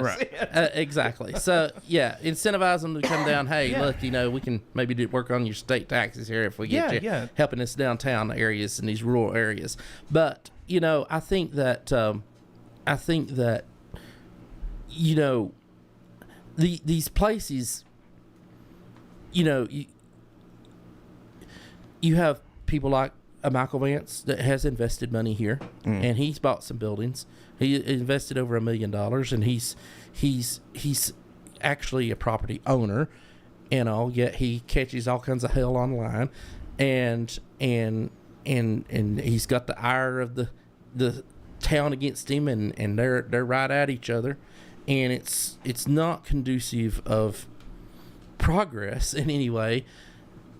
So I think that you need to look at people like that are contributing and doing things, like people like that.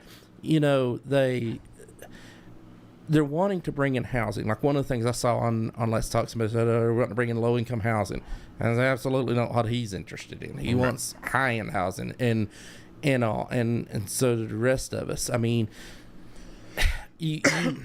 But I think, Peter, we just have to bring the housing in. Right. I think, Peter, just to kind of touch on this, because I know he's a firebrand. Look, he's a controversial, and we've reached out to him several times. He's not accepted. He's not accepted any of our invites, and I appreciate you for doing so.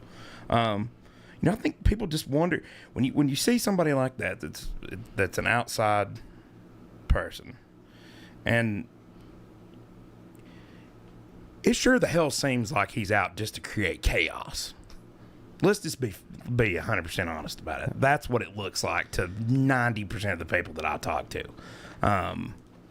Not saying that a little chaos is not necessarily a bad thing sometimes. It's not a bad thing sometimes. That's fine if that's what you want to do, and it's most certainly your right to do so. But, I question the intentions of somebody who, one of the number one things I see on there, Peter, is every time there's one of the constructive questions or something like that, and if you go through that land use plan, if you go through the public commentary on there, there's a hell of a lot of comments about those burned out buildings and the buildings sitting vacant downstairs. Mm-hmm. Meanwhile, the person that's talking trash about everybody in the county government and is sitting on 3 of or 2 of those buildings downtown. Mm-hmm. You know, and that's where people like, I don't get the, like, you know what, if you want to create a giant firestorm about this, then there it is. Do something with it. That, in my view, and not to say that you have any direct, I don't know your involvement with Mike or anything like that, so I'm not making this as a personal, criticism of you, but I think that it's 100% fair to question that. I mean, is it not? Would you agree? It's fair to question. I would argue that the chaos, the accusation of creating chaos, is when you have a town council that closes their eyes and puts their fingers in their ears to someone like that, then everything outside of that becomes chaos. Well, but when you sow the seeds of division before you even get to that point, I mean, what do you expect? I mean, I can be just as much of a firebrand as you can be, as Mike can be, as a politician can be, quite honestly. And so, people have taken issue with Jeff getting up and screaming and hollering. Well, sounds to me like you're all in favor of that, Look, my thing with Jeff, and to be honest, I like Jeff. In the past, I like a lot of his stuff. But let's talk about Jeff a little bit. He's another Mike Vance. He's not from here. He blowed in from Burns or Yancey County. He's not a native, and he's involved in politics here. We've had other people that's not from around here involved in politics actually make it. Wes Foy is a mayor, and sure. And so these. But he can't run for political office, Peter, because he doesn't live in the town. And right. Neither do you. That's right. We own property. We're tax. Right. We have taxation for the which we can have a separate. We can have a separate conversation about that. Color, yeah. We can have a separate question, discussion about that.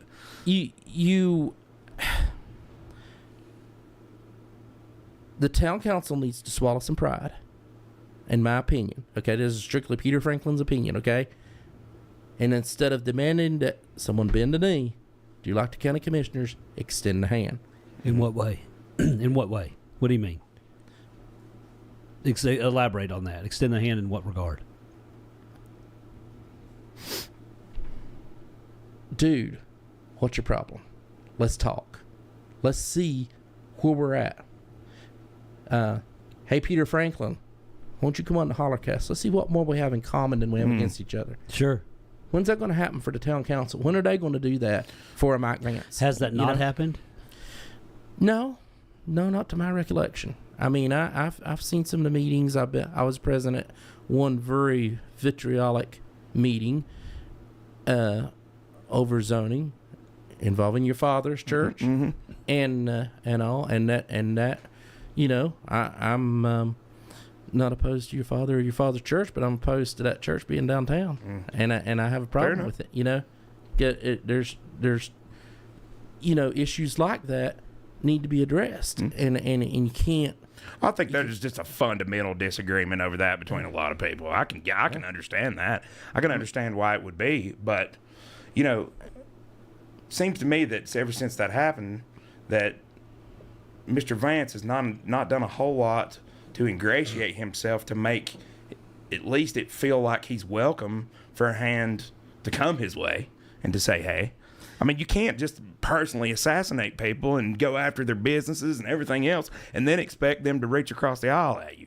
I mean, I don't know how that works. That's the reason I would just say that I think we would all benefit from being adults and quit screaming at people, quit trying to personally attack people for what they are, and realize that at the end of the day, we're all here for the same damn thing. Yeah. It's so funny. I don't know if you guys know this, but back in the day, when it first started, I was one of the admins on Let's Talk Spruce Pine when I first began. I had to leave social media for a while for professional and personal reasons. The negativity does wear on me. I'm an old school hippie, why can't we all get along kind of guy. The negativity of social media got to me, and then professionally I had to take some time for a while because some business stuff. But, when I came back to social media, and I definitely joined again. The negativity of it's not just Let's Talk Spruce Pine, to be clear. No. Social media. It's social media in general. Yeah. But the negativity is there, and I do see all this. Where I'm going to with all this is the conversation back and forth with the insults of the town, naming people specifically. I'm not a big fan of that personally. I don't like when people make comments about other people. You do what you want on social media. I'm just talking about for me. But I do think if you've got a problem with someone, you are required to address that person directly on both sides. Yeah. So and I can't speak for the town. I went to a lot of town meetings and I made a lot of comments and demands, and I realized I don't live in the town. I'm not in the city limits. So I started, But the town affects you. not It affects your future. It affects your children's future. no, it doesn't. It affects Mitchell County as a whole. It does. But the problem is, it only affects me so much as I allow it to. And I do like that comment because it doesn't affect me. I think we are all thinking that way. We need to start thinking, how can we affect the town? Right. And that's the approach I took. So years ago, I was a big hater on Spruce Pine. I was so over it when Dad and Mom got older, and I moved back next to Mom and Dad. When I came back to town, I'd been back through the years. I didn't realize how bad a shape the town had got till I came back, and I was appalled. I mean, Me neither. I was just like, it was just gut wrenching. And What year was that? Let's see. This is year 10 now. So we've been back 10 years this year. Yeah. And It's not in good shape. and it was awful. And maybe 8 to 10 years, don't remember. We've been back for a minute.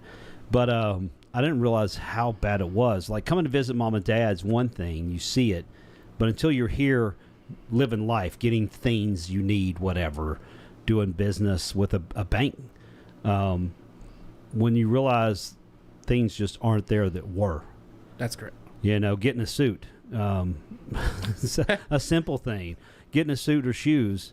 I literally had no choice Yeah. but to go out of town. That's a great point, and I've seen so many times in the chat tonight, shop local, shop local.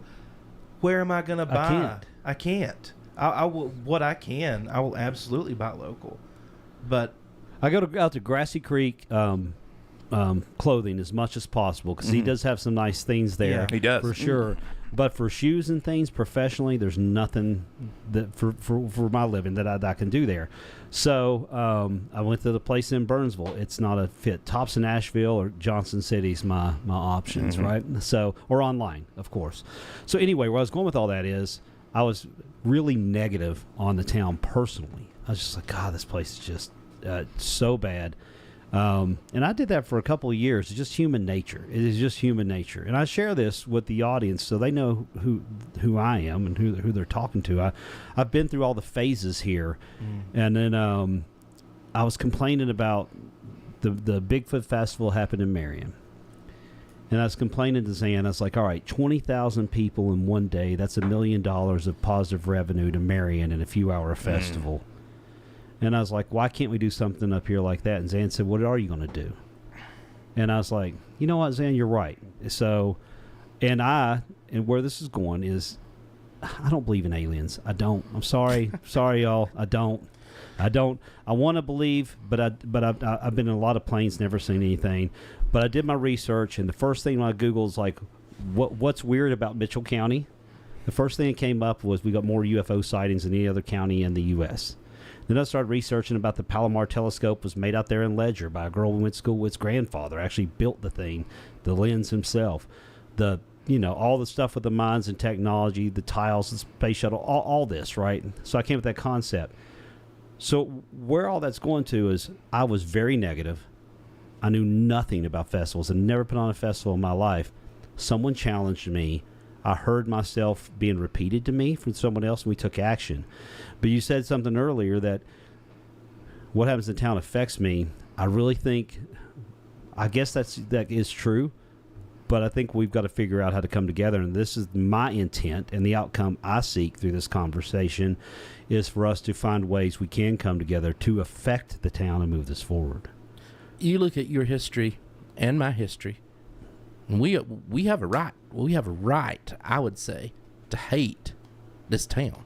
And the reason being is cruising and what happened to us as teenagers, and all. And it ain't just us, it's tons of people. And you see it on Let's Talk Spruce Pound. They get on there, oh my God, they treated us like dirt, and they did this. They pissed us off. They pissed their families off. Sure. And the businesses that was there at the time wondered, well, where are all the customers going?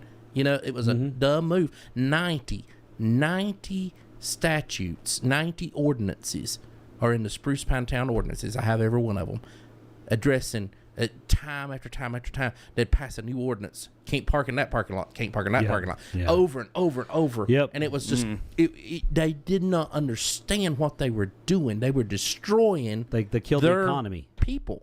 They Why? I cut don't their know. nose to spite their face. And to this day, people are like, oh, God, I don't go down there. I talked to someone that opened a business up at little shopping center up at the Chevrolet place. And I said, this business would be perfect in downtown Spruce Pine. Why aren't you in downtown Spruce Pine? They looked at me and said, who goes down there? Well, we're local people. Mm-hmm. And I'm like, people go to Ingalls, they're local people, and that's downtown, Sure. So, I mean, but that's the attitude and the mentality because of that whole generational thing that we experienced. Right. But to be fair, I felt that way about Asheville when I lived in Buncombe County. I'm like, I ain't going downtown. For God's sake. No. I'll feel that way now about Asheville, that's for sure. Yeah, but, for sure. That was even when it was doing great, but. To move the town forward, there's a lot of the bootstrapping. Why don't you do something, Jimmy Henshaw? Why don't you start that Alien Festival? Mm-hmm. Well, not everybody's got a skill set like that. I certainly would never take that on myself. I wouldn't advise it. And so and all, but at the same time, there's a reason for the town government to be involved in everything, and that is marketing this town and promoting it. Right. I went before. Well, hell, let's just do away with the damn town board then. We'll just have nothing but a outsource a marketing agency. Chamber of Commerce. Yeah. Let's just if that's. I second that motion. And so, but the thing is, I went to the town and I said, guys, there's 7 towers in Charlotte. Now, I know as a realtor, right, the demographics show that the most people that move here, or that I'm showing property to, any realtor up here shows property to, and sells to, is people from Charlotte. Number 1. Number 2, Charleston. Number 3, Greenville, Spartanburg. Number 4, Raleigh, Durham. Number 5, Alexandria, Virginia, Washington, D.C. area. And it goes down from there. It used to be number 1, Florida, Miami, Florida. That's a long since gone. So the number 1 place people come to is from Charlotte. And I said, okay, we need a Brad Reagan. We need people to do these mines here and all. And so I had this vision. I had these ideas. So I go to the town. I go to Main Street. I go to EDC, and I run into the trifecta of futility. And I say, hey, there's 7 towers in Charlotte. And in these towers, the skyscrapers, where there's businesses headquartered in these businesses. And COVID's on. And people ain't going into work or whatever, and lots of people are working from home now. Let's target these 7 towers. Let's choose 1 tower a month, and let's spend advertising dollars. And why is your company not in Spruce Pine, North Carolina? Why are you not here with you and your family, operating your company from your luxurious home on the side of a mountain with awesome views, or on the water and pristine waters of Spruce Pine, North Carolina? The answer Charlotte's is little getaway town. They can't, because the internet is not sustainable to run your business remotely. It's not. The cell service. You're right. It's supposed to be. It's supposed to be right. I've got 2 redundant internet connections. The best thing Charter offers, and I've got a secondary backup, and neither one of them are functional. I do not have 100% uptime. Right. It's I not am possible. happy to report that Charter, or what do you call it? Spectrum or whatever it is. Charter now, Spectrum is offering gigabit internet downtown now. I've got it at the house, but it's not. The uptime's not there because it's still operating on old lines. Well, we operate on fiber because we upload a lot of photography and videos and stuff like that. So we need that I've got system. the highest thing they've got, but fiber's not available where I'm at. It isn't here yet. Fiber is at my house, but it's not available. All right. Because the speed that is offered by the company that's got the fiber in my house is substandard. Well, let me finish what I was going to say about the marketing. You get the people to move here, whatever. to come here. And I said, let's target a tower. It costs about $1,200, maybe $1,200 to $2,000 a mailing. And let's do some nice brochures, and let's target one tower a month. Next month, do this tower. And then we'll just keep rotating over and over, hitting these towers. Oh, man, Peter, that's a great idea. That's really good and all, but we just don't have the money in the budget for that. That's something the chamber should take up, you know? Chamber. Well, it's something, we don't have that kind of money for marketing and all that. That's something EDC should take up. EDC. That's travel and tourism, man. We just don't got the money in our budget for that. And I'm like, well, it could be economic development. You know, guys, we need to. It is. We need to think about this. It is. And you know what they told me? They said we don't have the money in our budget. And I thought, you know, it really sucks. We need to start looking at this budget. How do you allocate it for next year? Well, look here, Jimmy. 2 weeks after I had that conversation with them, 2 weeks afterwards, the Mitchell News Journal actually printed a news story that said EDC transfers $100,000 in funds to Mitchell High School to fund a teaching position. EDC transferred money to a high school position.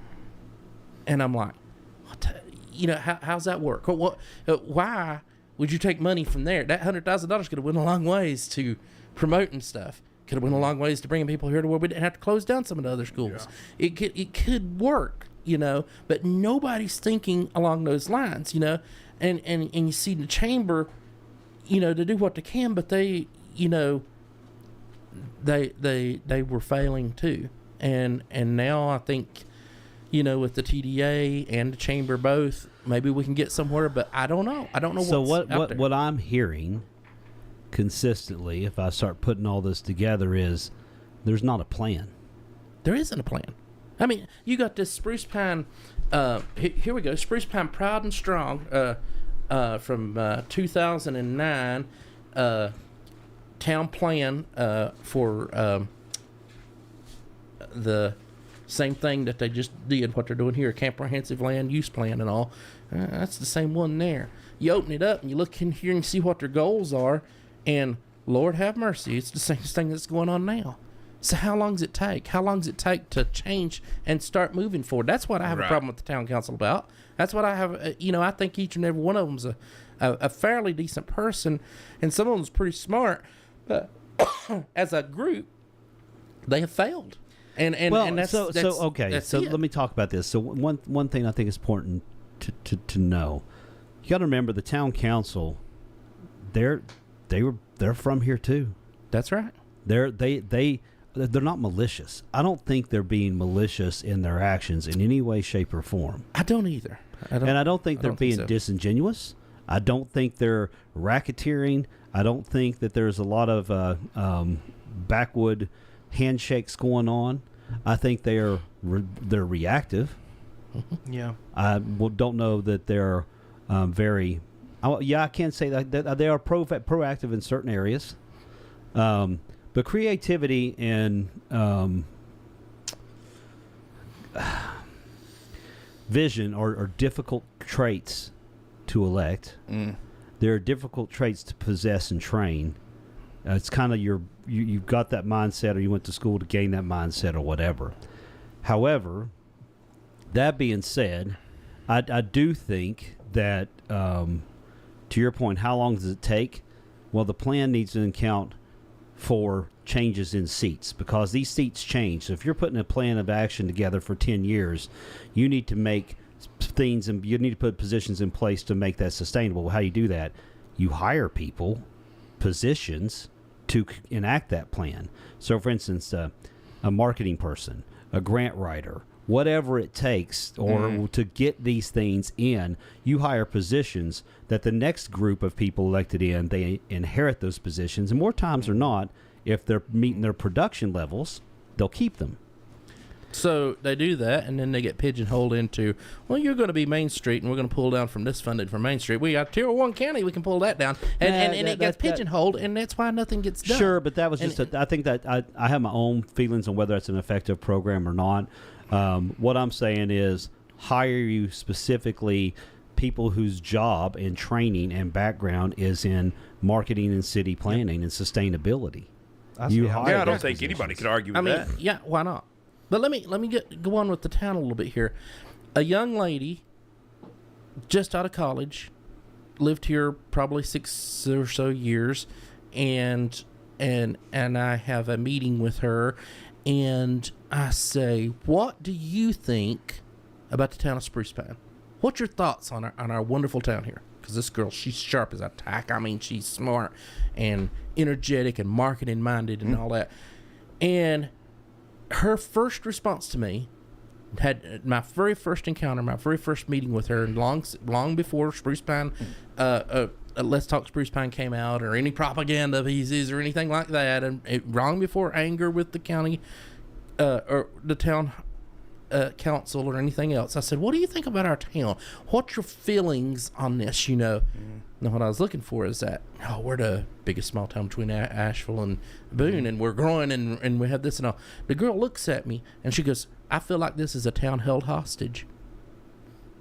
And I was like, that's an interesting statement, And she's like, I just feel that way. I feel like the leadership here holds the town hostage, which would be the town council or whatever. But that's anecdotal. I mean, It's anecdotal. I could find It's true. 5 people that tell you otherwise too. Yeah. But I think The majority of people would agree with that philosophy, though. I would have, but I hadn't thought of it that way. I hadn't thought that direction. But why would someone bright-minded and all think that come in here? I mean, well, it's a shame. Obviously, but I've said before, one of the things that I've seen on the Let's Talk that I do wholeheartedly agree with. I think we do need a comprehensive growth plan, and we need to put the mechanisms in place, like you just said, Jimmy, to where that's not just up to the people that are sitting in those spots. It's got to be continuing. It does. Outsource it. That would be my plan. And of course, there's a cost to that. Yep. And there's a cost to everything that government does. And government, let's just be fair, as a small government guy, I'm sure you would agree with this. Government, in any form, does not move quickly. It never does, and it never will. That's just the principle of government, to me, at least. You can make so many things self-funding, too. Some of these positions you could create where they would pay for themselves. Just a simple marketing things. Let's say that if we put, and I'm not suggesting that this is the plan or what should be done, it's just for the conversation. What if you put 8 foot tall by 16 foot wide frames on every building, and you hired, commissioned an artist or a school kid competition to win a prize in the winter, got that poster up on that big thing on the side of the building for a year, then you get a local business to advertise to buy that spot to fund the contest or fund the art or whatever, and also pay for the materials to do it. There's ways to do zero cost investment to make things happen. So I'm just saying there's ways to self-fund a lot of these things. Grant writers, really a big part of a grant writer job is writing enough money into the grants to keep their own position open. Like for a lot of nonprofits. I know we're talking about grant-free, but a good city planner is going to plan to generate enough revenue for the town to keep their position paid, right? People benefit from that. I think that, I don't know. Now, listen, I want to, hold on. I got to say something in the chat here. Okay. Mr. James Acuff has had health issues. So this is the kind of bullshit I'm talking about. This is the kind of bullshit I'm talking about. All right? This is disingenuous. That's not the whole story. You got your pal on here saying that Mr. James Acuff has missed 26% of the meetings, without mentioning the fact that, I don't know, he had cancer. So it's stuff like that, Peter, that I don't think is in good faith, quite honestly. I don't think it's in good faith, and I don't know how you can sit here and argue those points. I don't know how you can do that. And I'm not mad at you because you didn't say it. But it's those types of things that I cannot stand. That nobody will be able to sit here and convince me that those types of things are productive, nor are they in good faith. Agree or disagree?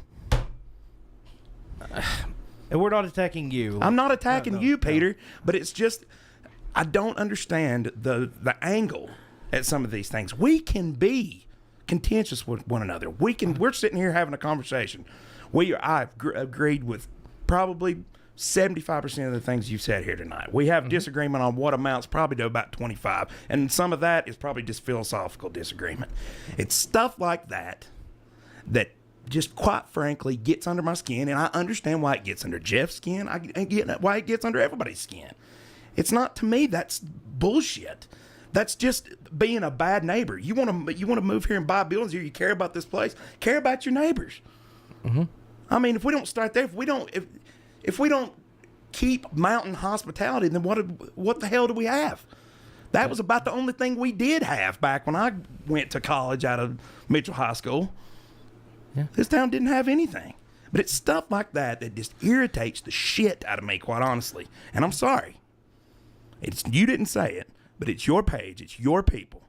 That Scotland Property Group, that's Mr. Mike Vance. I have statistics and numbers here. Once again, Mr. Vance. Statistics and numbers, the amount of bullshit that goes on there. Mr. Vance, was openly attacked by our town council. So that's license for him to do that. I was at a meeting and saw it with my own eyes, and I saw it all go down. And so you have these people throwing jabs at each other right and left, constantly. Mike Vance ain't from around here. Mike Vance is Charlotte. He needs to take and go back home. What's his business here? Why is he here? Why we don't need his money here? Why he won't fix these buildings? He won't do that. And so you have this constant back and forth, and until somebody reaches out their hand, this crap's going to keep going on. So who needs to do that? The scrutiny is going to continue on. Who needs to reach out the hand? Here we go. Absences in office. Darla Phillips Harding. She's missed 26 meetings. 11.5%. Mother of two, Rocky Buchanan. 3 adopted children. Well, Yeah, hang on. Rocky In middle Buchanan. school. 23 missed meetings. Hang on 1 second. What? I want to say one thing. I see where you're going with this, but it doesn't answer that specific instance where Mike brought up the meetings. I mean, the dude had cancer. So, He did, I yes. mean, leaving that information out is disingenuous. 100%. I mean, that's a half truth that you would have to argue that the media tells all the time. I mean, you being a right wing guy, and I'm right here with you. I mean, that's not honest. I mean, yeah, I mean, I guess I can see that point of view is that, yeah, he had cancer and there's an excuse for him. Right. But it's like, and people are going to be looking for anything and everything to strike back. I mean, it's this constant jabbing. Yeah, I mean, I like Mr. Acuff. I'm sorry he's had to go through these things and all. I've not, I don't know that him showing up to meetings is going to change anything because everybody else showed up to meetings. I mean, that doesn't change my view of the town council as a complete and total. Well, and quite honestly, you have come to your credit, Peter. You have come here and you've made a genuine attempt to have a conversation with us, and I for one appreciate that. You've brought some things to the table that not even I had thought about yet. I agree with that. It's just stuff like that you got to understand that when you start leaving out context like that, you're going to piss some people off, and that's just not. It's not fair. It's not fair that Jeff Harding sits down at the city drive-in and tells people, Gary, Kevin, and Peter Franklin's a bunch of chicken shits. They wouldn't show up at the last meeting. Where they at? They're I would argue maybe it is fair and if it's stuff like that. I'm like, well, wait a minute. I've been at every meeting except this last one. I was sick as a buzzard. I couldn't be there. But, those jabs, that constant, it's going to result in this until we all do what we're doing today. Well, not turn off social media. Yeah. People need to be able to talk and see what's going on, face to face. And it's kind of like take our current anger, your current anger with Mac Vance or whatever, take it aside. People are. I keep seeing this over and over in our group, in our forum. People will say, "Oh God, they come up with some of the craziest ideas on there, and ain't no money to fix that. There ain't no money to do that." Right. Well, why? I'm not going to stifle those ideas. I want people to keep throwing it out. We need a train car diner and Spruce Pine have a restaurant. Who's going to do it? Nobody's got the money to do it. Fair enough. If it's done in a genuine... Mike Vance said, let's put these nice arches. He showed a picture of a town that's got these arches on the entryways to the town to really enhance the town. Now, I really like that idea. Sure. But who's got the money? The town can get the money for that right now or whatever. But it's an idea. Sure. We might not ever see it fulfilled, but we got to have this constant flow of ideas. This town, when I get up in the morning, and this is going to sound awful to y'all, maybe the audience out here or whatever, after you thank God for being alive and allowing you to be able to make money or to to God be the glory and the credit for every business that you do and all. Once you get past that point, you need to look at everything you're doing and say, okay, how does this make me money? How's my current actions? I'm sitting here playing Tetris and I need to be making some phone calls and farming a community. How's this make me money? I got to constantly think that, to be hard at it, especially if you're self-employed. How does it make me money?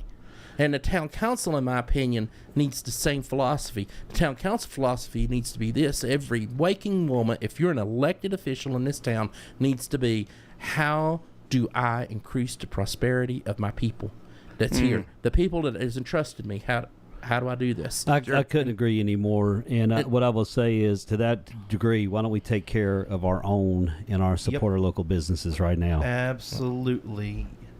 HollerCast is proud to partner on our first community fundraising effort, Give Keith a Good Leg to Stand On.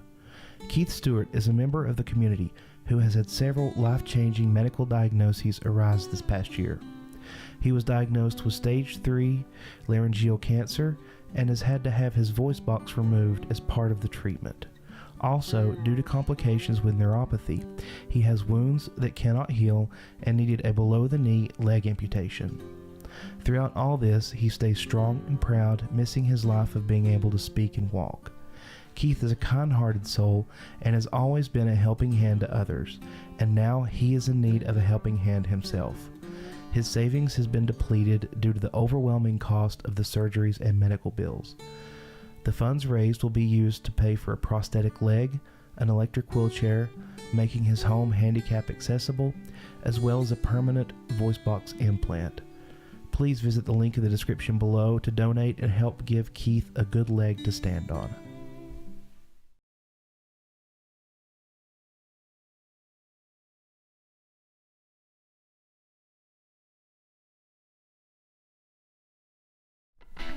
This episode of HollerCast is brought to you by Big Al's Pack and Ship.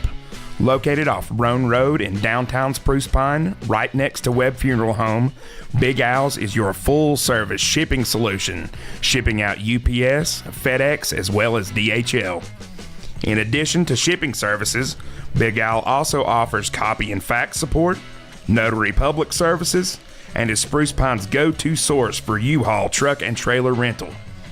If you're looking to ship out a package, mention promo code HollerCast at checkout to receive 5% off. Again, that's promo code HollerCast to receive 5% off shipping services. Big Al's Pack and Ship. Make ship happen. This episode of HollerCast is sponsored by Moondust Lounge, Spruce Pine's only dedicated bar room and live music venue. Located at 116 Oak Avenue downtown, Moondust Lounge offers a variety of fun activities for all ages, including weekly karaoke, dance parties, and live music of all genres. Find Moondust Lounge on Instagram or Facebook for a full listing of the week's activities, and mention promo code HollerCast at the bar for 50% off your first beverage. Again, that's promo code HollerCast at the bar for 50% off your first beverage. Moondust Lounge. Get dusted. So, what's going on at the Moondust this weekend? Does anybody know? I don't know. Tribute to Mr. Jerry Garcia on Friday, I do believe. yeah? Got it. Apparently a pretty big act. Tony, if you're on here, post something on YouTube for everybody to see so everybody knows what's going on. Yep. So, check out the Moondust. It's awesome. I love it. So, speaking of good vibes, we're going to do something I like to call vibe check. I don't have a better name for it yet, but here's what we're going to do. And this is interactive, so people on the chat, you can feel free to throw this out. So what I'm going to do is I'm going to give a statement, and you give the first word or phrase. I think one word was a little too limiting last time, so make it a phrase, less than just one sentence. Okay. Word or phrase of what this means to you. First thing that comes to your mind. You don't have any time to think about it. You'll just I'll give you 5 seconds, and it's nothing. We'll move on if you can't answer, all right? All right, so what I'm going to do, I'll just start around the room. So Chase, start with you. Okay. The first question, what's your best memory in Spruce Pine, specifically Spruce Pine? Place, person, thing, time? Playing at the English Inn when I was little. Good one. That's a good one. Locals will get that. And online, feel free to post your answers. We'll take a look at them. Peter, what's your best memory in Spruce Pine proper? Politically correct and also family correct. We don't say anything foul. Yeah. The ladies wouldn't appreciate me talking about their names. Yeah, Public forum like this. So. Exactly. So that's it. Just got it. Okay, Josh. Oh man. Playing at my grandmother's house, which is in town, Okay. in city limits. She lived off of Creed Pittman Road there in the city Yeah, limits. Down gotcha. there. Yeah, down at the end, Yep. playing in her Okay. yard, hanging out there, spending summers there, watching Nickelodeon. There you go. Yep, that's it. Mine is comic books at the news center. Oh yeah. Ooh, that's a good Awesome. one. So funny thing, just a quick observation. We all went back I know. Yeah, we did. way I back in know. the time. So there's Blackstreet reference. Sorry about that. All right. Well, we can't go forward now, Jimmy. I know. Hey, My future. we future- might build a time machine. Just give me some time. All right. Question 2, and I'm gonna go backwards this time. So, Josh, Mitchell County economic health. Mitchell County, whole county, economic health. Stagnation. Hey, that's my word. Peter. Absolute stagnation, if Okay. not toilet drain. So, Wow, got it. I think only because of the well, not only because, but I think mostly due to the $70 million worth of new investment, I'd say promising. Okay. Okay. Hope. Hope. Yeah, yeah. Okay. That's a good word. Jimmy, what about you? Great potential. Yeah. Great I potential. like that. Great potential. We got, and I'll just summarize that: stagnation, toilet drain, hope, and opportunity. So I think that's right. Exactly how, depending on who you ask, the answer is you. Right. Yeah, sure. That's a good representation. Uh-huh. Yep. So all right. So the next one I will go to. I'll make this another fun one. I'll go to Peter this time. Will we bring the town back? Yes or no? Yes. Okay. One word that makes you think, or phrase, why you think that's going to happen. This is a follow up. November is coming. Fair. Fair enough. All right, Chase. Will we bring the town back? Absolutely. Why do you think that'll happen? Promising young investment. Fair enough. Josh, will we bring the town back, and why? No. We will not bring it back. We're going to bring it forward. Oh, I like Something that. new. Fair enough. Yeah. Good twist there. It's like a M. Night Shyamalan answer right there. I can't pronounce it right. All right. So why do you think it'll be different this time, or why we'll bring it forward? Well, because we can't go back into the past. All we can do is move forward. We're going to have to come up with new ideas, new people, new brains to solve these problems, because obviously what we've been doing is not working at all. Fair enough. And if there's any good responses in the chat, feel free to just interrupt any time and bring them in there. My answer is yes, we will, and because failure is not an option. Ooh, my mom said to answer the first question, Fred Kirby at the Carolina Theater. I was there. Yeah. Yep, I was there. I rode Mr. Bill's hot air balloon. Didn't you? I tried to. Yeah, that's right. They couldn't get it to Get off the ground get that off day. the ground that day. That's Yeah, right. to win. That's right. All right. Next question. I'm going to go back to Chase with Bakersville's economic health. City of Bakersville.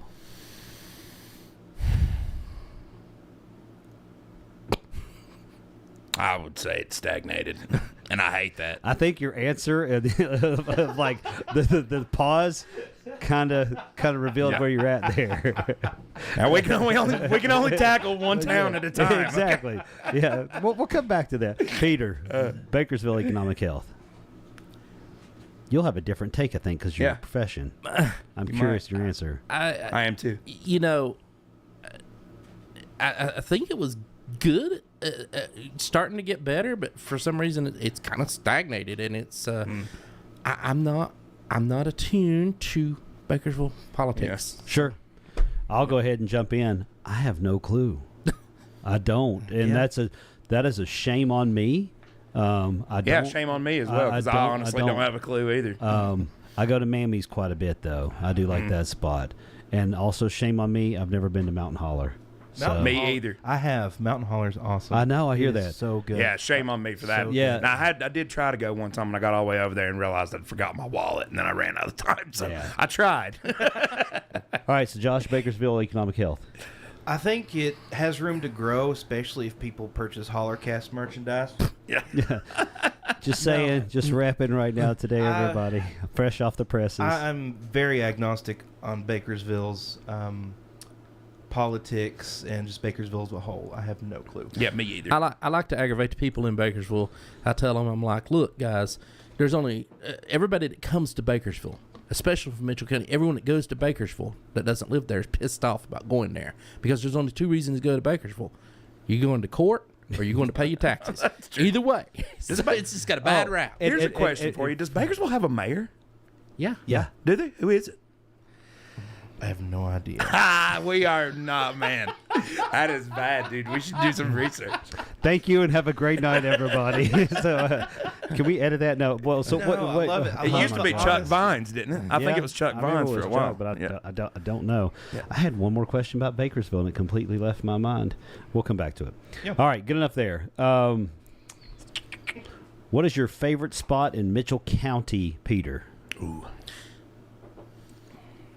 I have to say, recently, my most beautiful spot in Mitchell County is that I absolutely fell in love with because I'm a Spruce Piney and I'm not from that part of the county. But if you go to B Branch, that's some of the most beautiful, almost storybook, fantasy looking beauty I've ever seen in my life for a county. I honestly, it's dreamy, and I have to give that shout out to B Branch. Yeah. There you go. Chase? I'll do the same thing. I'll give a shout out to a place that I didn't appreciate how beautiful it could be. I'm building a house up on off Rabbit Hop Road. Rabbit Hop's awesome. Yeah. The Never road that thought keeps if you on get going. up. Let me tell you something. If you get up on a mountain up there, you don't realize the views, and you're not far from town at all.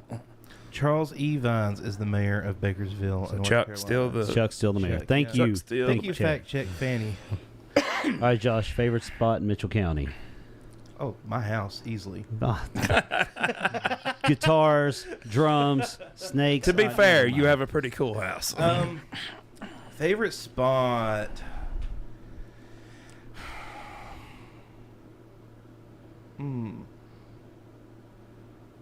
That's a great question.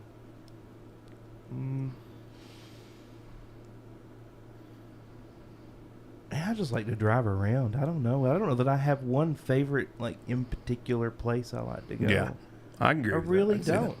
don't. That's fair. I get it. I like the Rome Valley High. Yeah. There you go. If we ever moved out of our house now, that's where I would head to. That's where I want to be, up on the Rome Mountain, because I'd like to get more remote.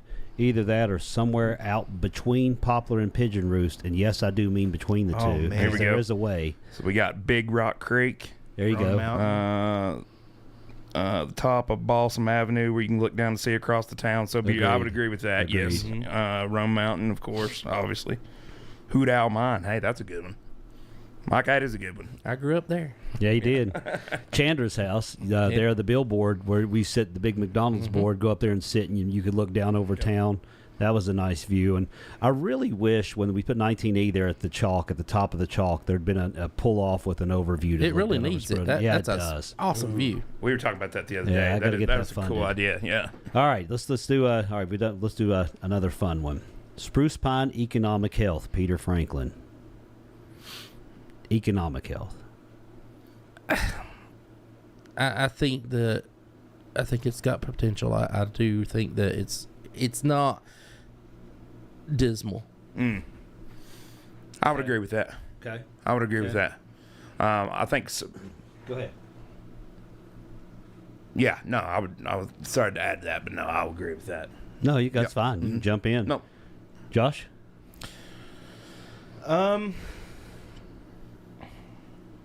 It's not great. There's a lot of room for improvement, and there's a lot of opportunity that needs to be taken advantage of. Yeah. Huge potential. Yeah. Lots of missed revenue opportunities. Yep. 100%. Agreed. Yes. That is my phrase. Lots of missed revenue opportunities. Yeah. All right, I'll do. If we've got time, I'll do. Oh man, we got all kinds of time. One more question of the vibe check, and I'm gonna just make this one up on the fly. What could each of us personally do better ourselves to improve the town of Spruce Pine? Josh, I'll start with you.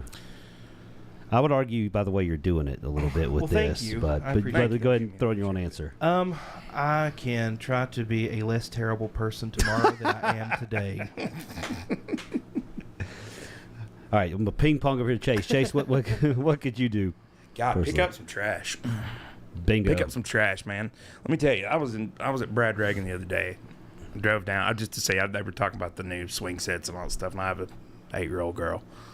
7-year-old girl.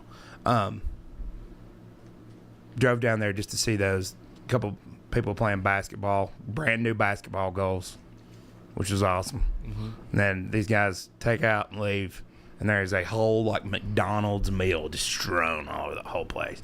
I got so mad. I was about to come unglued. Even my little girl was like, "Are you okay?" And I was like, "It just irritates the crap out of me." And I haven't done that. I've taken advantage of the opportunities that are available. But I know that's one thing. Dory had talked about that up on in behind Stamey's and all that. I think we could all jump in together to pick up trash, and it doesn't need to be just Chief Summerlin and Former Chief Sullivan. Former my Chief, God, we yeah. miss Billy. Yeah. Go back to that. Yeah. But I think that's a Picking small up the trash. thing that we can all do. All right, Yep. Peter, what could you do to help Spruce Pine personally? Well, unbeknownst to you and the general public, I've been in secret meetings with Darla Harding and the rest of the town council, and they have talked to me about building a nude statue of myself as a town square.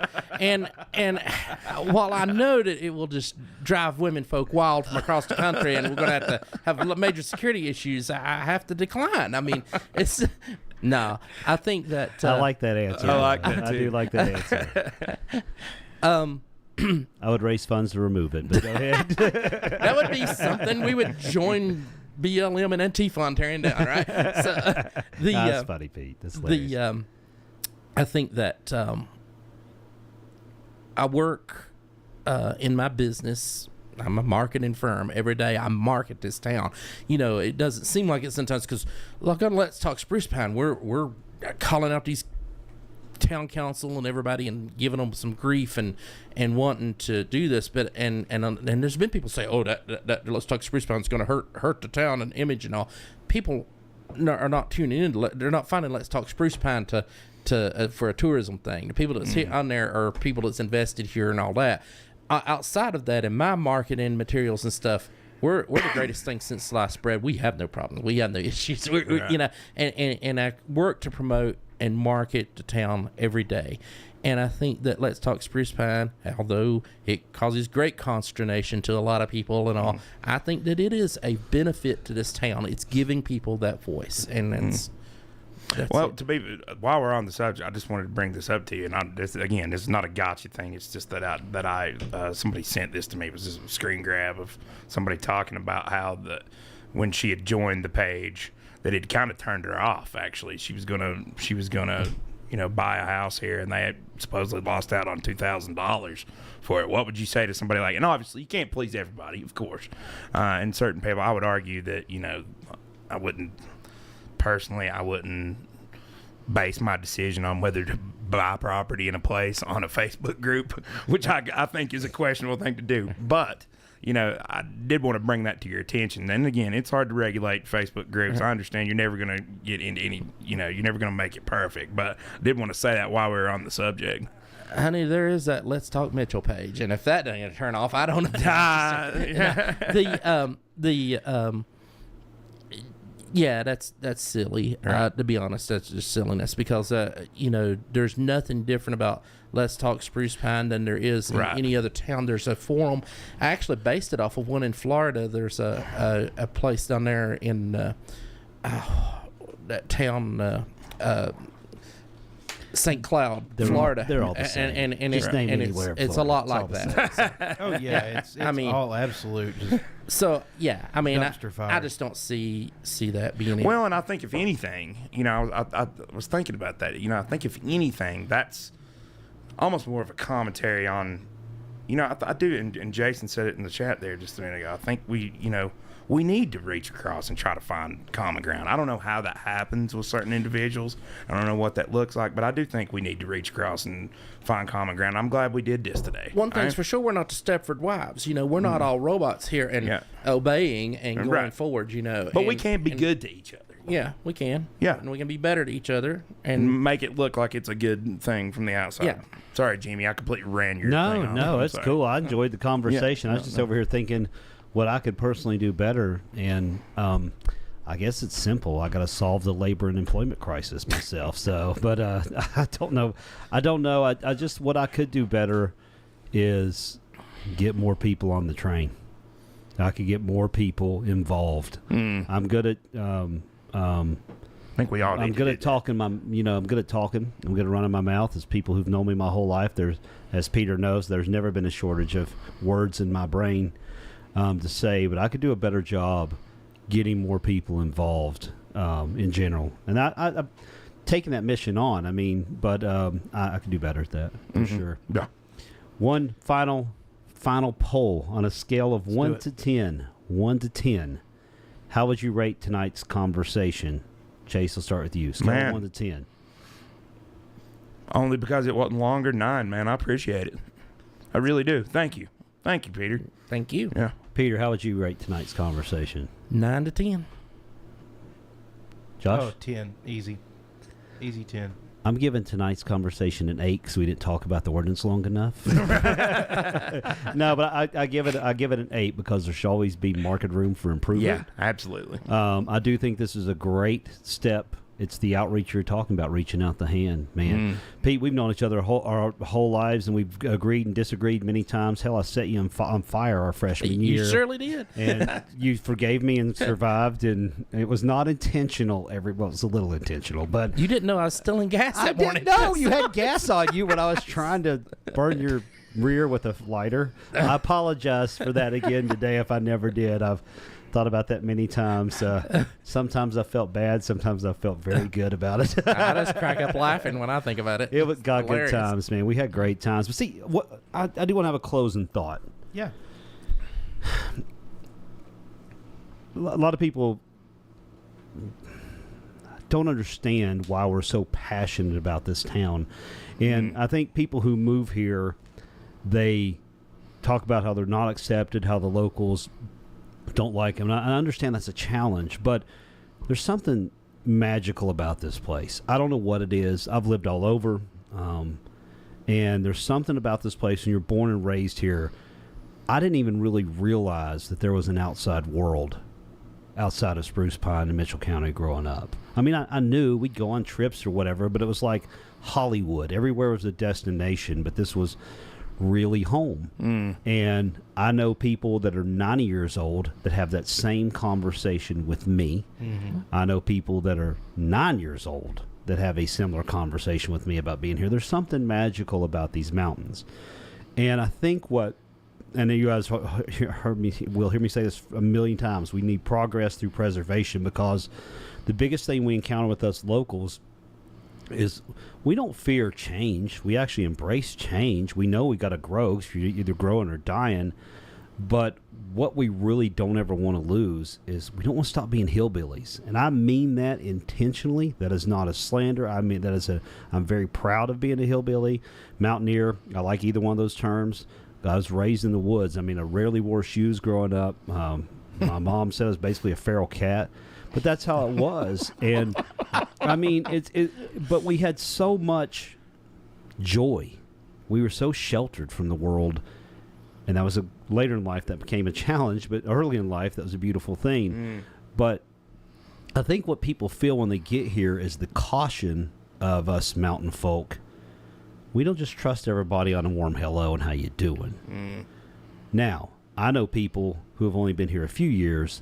They're just as hillbilly or mountaineer as any one of us at this table. My wife, if those of you guys who know her online or will meet her, she's more hillbilly than I am. She's from Detroit. So it's about embracing each other, embracing the community, and moving forward faster. So I just want to say, just to wrap it up, and we got a long ways to go, but we got to start getting there. Yeah. Yep. I would like to say one thing. Wrap it up. Final thoughts. We're have a saying that spruce pine. First off, I've always seen us, and this sound conceited, I've always seen us spruce pineians as a little bit more advanced than the other towns, Burnsville or other places, you know. And I think, and I had someone here local that lives in Spruce Pine Lake, an older gentleman. He pointed out to me, he said, you know why people in Spruce Pine was a little bit more advanced, a little bit more successful than others? And I'm like, why? And he said, because travel makes you more educated. And he said, and we were a train town. People would hop a train ride down to Marion to go shopping, or they'd do this or that with that couldn't train. agree with that and more. I thought, you know, that gave us an opportunity. That train did more so than a lot of other neighborhoods. And so I say, you know, Spruce Pine was born a train town, raised as a mining town, and now it's our town. And that's how we have to look at it. You know, what is that next step? Born a train town, raised a mining town. What are we next? You know, and that's it. Couldn't say it better. For sure. Yep. Chase, final thoughts, or Josh, either one. Josh, you want to jump in? You be quiet over there. We'll let Josh go, and then Chase can close it out. Oh man, I don't know. I've just been enamored with the chat. It's gotten wild, and I've been listening. You love that. I do. I've been listening. I mean, you know, I've been quiet for a reason. Yeah. This conversation has been fantastic, and I've Needed an listening. observer. Yeah, I've really enjoyed listening to it, and there's you know, I put in what I could, but no, I don't really have any closing thoughts. I think tonight's been a step in the right direction. I really do. I agree. I agree. At least I hope. I hope so. I hope it is, and I hope we, you know, I hope we can reach across and find some common ground with some people here moving forward. I really do. So. We And I have think to. Yeah, we have to. It's essential. It's essential. All right. All good things got to come to a close. Yes. Thank you so much for watching, people. We appreciate it. Please, if you're already here, just like, subscribe. It really helps us out. We're trying to do something cool for the town and for the area. Got some really cool things in the works coming up. Some stuff kind of themed around maybe the paranormal, a little bit kind of trying to glom on to the Alien Festival and things like that. So really looking forward to that, see what we get and go in there. So anyway, thank you for watching. We appreciate you being here. Thank you for all the comments.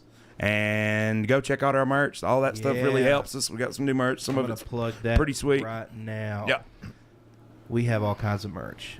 We've got coffee mugs, T-shirts, hoodies. Shop HollerCast.com. 10% off right now if you use the code HOLLER at checkout. Get 10% off your entire order. That really helps us keep the lights on here, and it's going to help us expand this operation because we want to grow. We want to grow this indefinitely and take over the entire podcast space. No, it really. This is why I'm so passionate about it. Really, is because I love doing video and audio production. I love every bit of this, and the more that we can grow this, the better content we can bring you, and that's really what I want to do. I want to bring you, the viewers, the best content we possibly can, and your continued support helps with that. So please check out the merch, like, share, and subscribe. Liking this, leave a comment. That helps with the algorithm, and that pushes the video out there further.